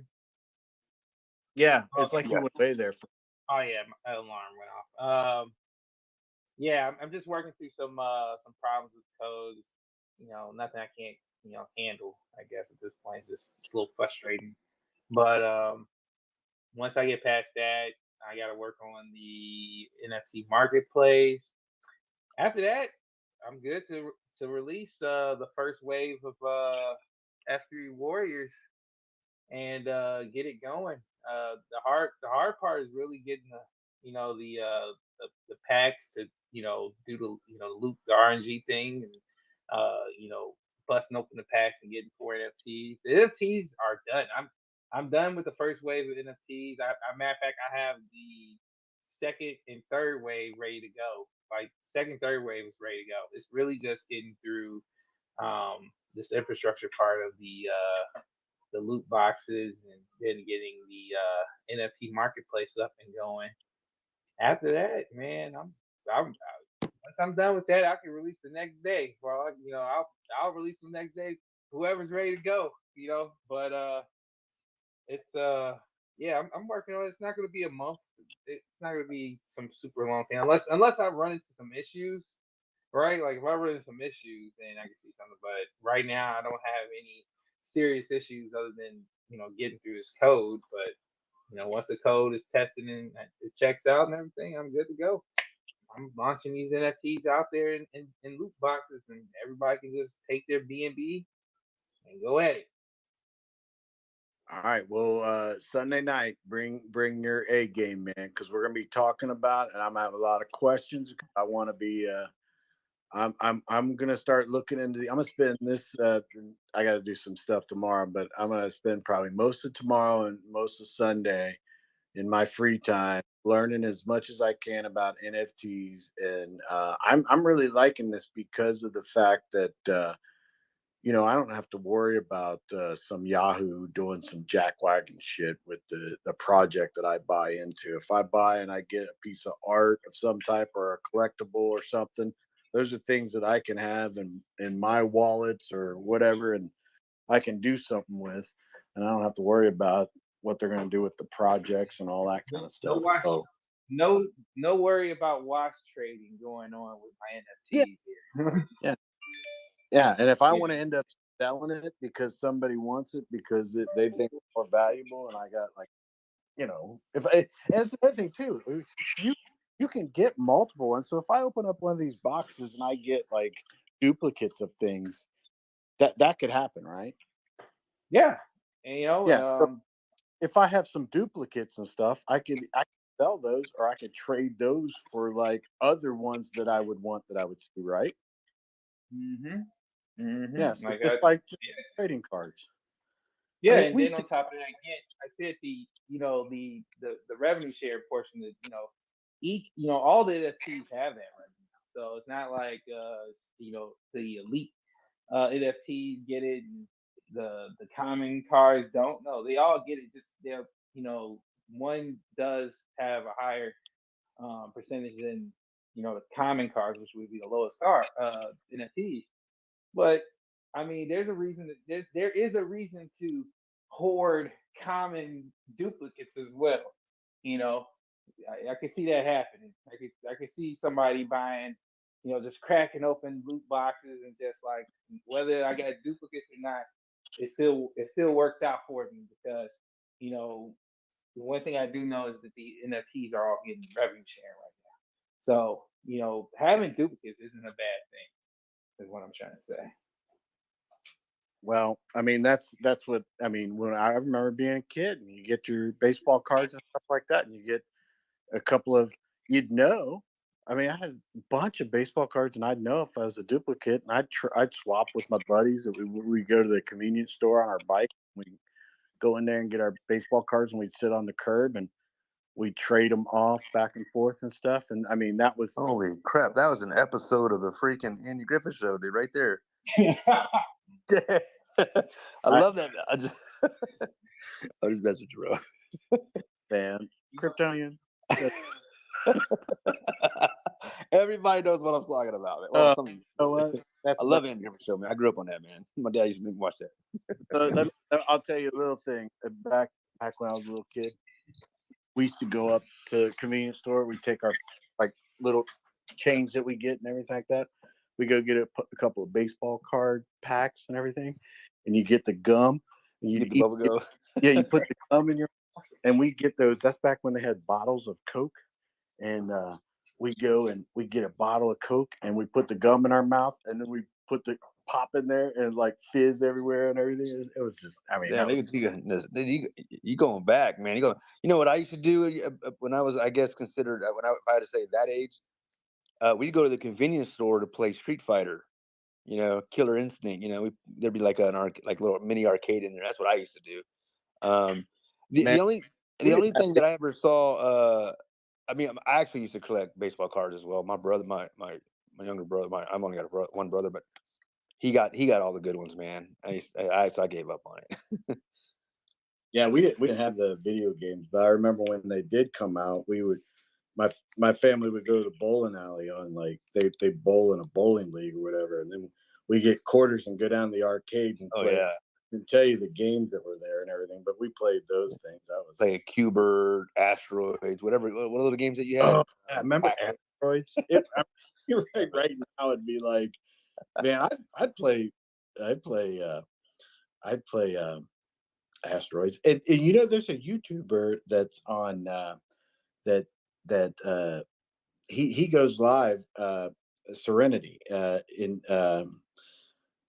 was it Down Home Crypto and everything. He goes live every once in a while during the week. It's a good show, good people and everything like that. But behind him is a Galaga machine. Remember Galaga? Oh yeah, I remember that one. Man, I still a big fan of that game. But those games, that was the time back then, man. That was when life was simple. But this to me opens up a whole new thing to me, because I am one of those collectible type guys. I mean, I remember I had like 150 cassettes all in a little drawer and all that kind of stuff, and then had movies and, you know, my record player collection at that a long time ago. I gave it to one of my nephews or whatever, but it was huge. I mean, it was like, you know how you keep it in those cabinets and everything. So these are things I like, collectibles like that, you know, and this thing, NFTs. I really didn't pay much attention to it. Now Fowler's doing everything like that. I'm really getting excited about it. And his line is something that is that what you call it, Fowler? You call them like a line, or is it just what's the official term when you put out new NFTs? It's just They call them editions. You say drops. Oh. Some people say drops are like, you know, you're if I know you have NFTs already, you know, people in the community, and I just decide to airdrop. I was like, hey guys, I got another drop. Boom, it drops. In addition, is just, you know, I might, you know, put this stuff on a marketplace and be like, hey, you know, I got another edition of NFTs, or another collection of NFTs, or an addition in the collection of NFTs. You know, that's, you know, those type of terminologies and stuff like that for NFTs. yeah, But I can the see myself. gamification of it is awesome, man. Like the what? gamification of this, the Oh, yeah. gamification of it Yeah. is going to be awesome, because having the levels and everything, and you know, it gives it a little competition to the community. 'Cause, I mean, You there, Fowler? I just brought on OB's. you know, I think I knocked you off. Oh yeah, you You're know there. what? Go ahead. Okay, I'm back. Okay, great. I was gonna Yeah. say, the gamification of it is awesome because who wouldn't want to, be collecting these collectibles, right? Then you're collecting, you're out there, you're active, right? You're collecting these NFTs, and you're on point. You're keeping up with the weekly drops and stuff like that, the weekly editions that get added to the line of NFTs. And when the next level comes, and they're like, well, you gotta have either this amount of cards, or you have to have these cards, or you have to have all these cards, to move to the next level. You keeping up with the game, and everybody else won't be able to get the new NFTs that have whatever the metadata is in those NFTs. Who knows what can be in the next drop? It doesn't have to necessarily be the same things that were in the drops of the previous drops. I think that's the gamification of it all. That the game itself can dynamically change. You know, Yeah, I'm pretty excited about all this because of the fact that I can actually be I just gotta look at it a little bit more, but you really got the wheels turning for me because I just love collecting things like that. And I could see that, I just love the part about the fact that I will retain it, and not that anything's gonna happen with your project. I could see that going for years and years and just being snowballing into bigger and better things. But some NFT that I run across and a project's gone next month, but I still got the NFT. That's what I'm excited about, and the collectible aspect of it. But OBZ, I apologize for not letting you speak earlier. I was busy running my mouth, and I will shut up now so you can talk. No, it's all good, Chris. Thanks a lot for having me on tonight. Uh, what I was kind of thinking about was, you know, we've all been through a lot, and NFTs aren't only a collectible per se, or a piece of artwork per se, but the story of the NFTs can also like tell a background about the artist.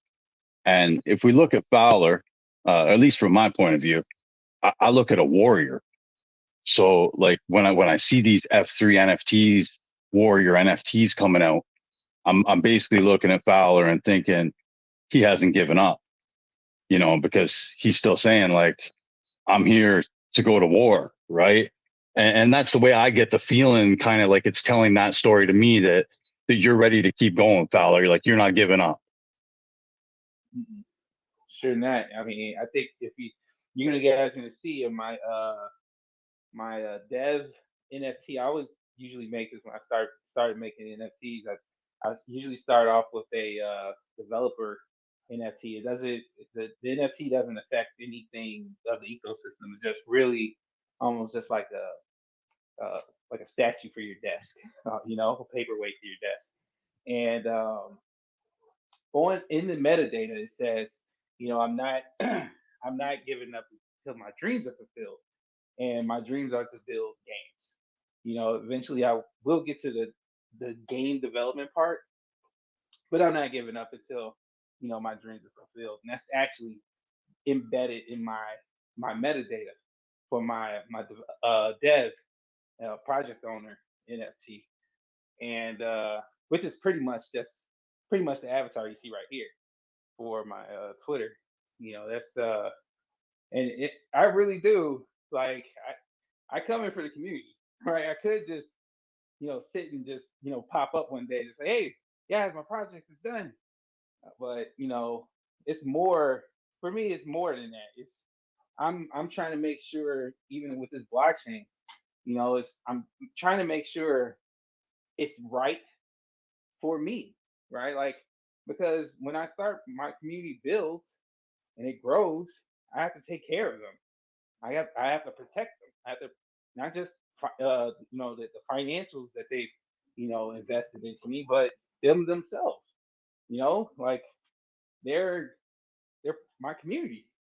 And um, so that's why I'm here like every day, because I know the people I'm talking to most likely will be my future investors. part of my community.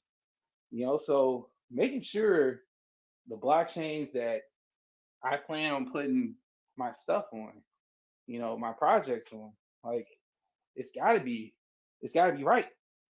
And yeah, I do. I prepare to go to battle every single day for this community and for this blockchain because if I gotta invest my time, because I can't get I can't get my time back. Nobody can get their time back, once your time is spent. So for me, if I'm gonna be here putting my time in, I'm gonna make damn sure that it the place that I put my project, my work, it's going to be to my liking. So that's yeah, man. Like I come for battle, for this community.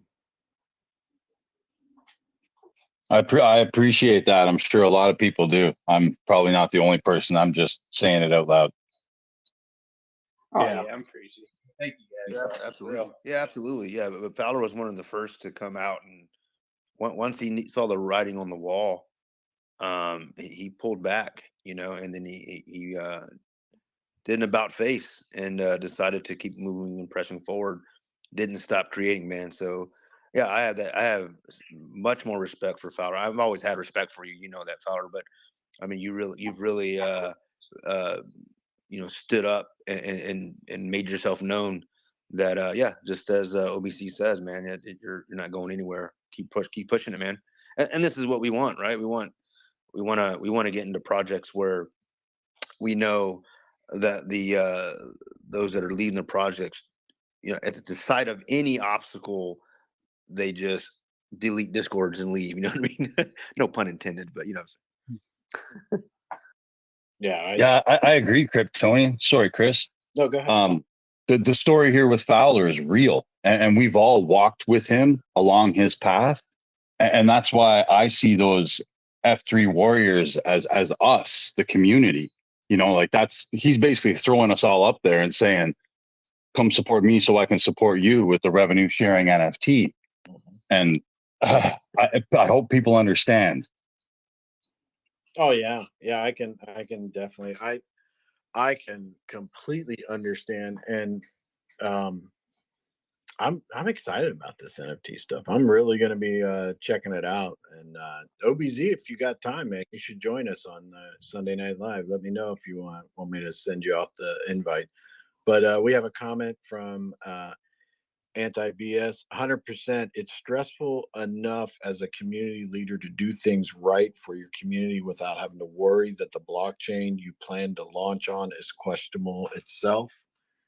And he continues, especially when it's almost completely out of your own hands. Yes, I can definitely agree to that.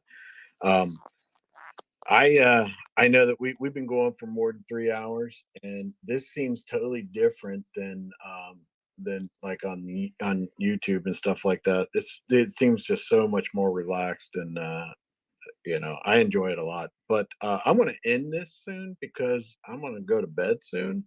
And unless you guys want to keep talking, then I'll just leave my phone somewhere or something like that. I don't know. I actually got to go as well. My wife's giving me that look. Yeah. I told her just an hour, honey, just an hour, and she's like, every time you get with the damn live with Chris, man, it's like I don't see you for half a day.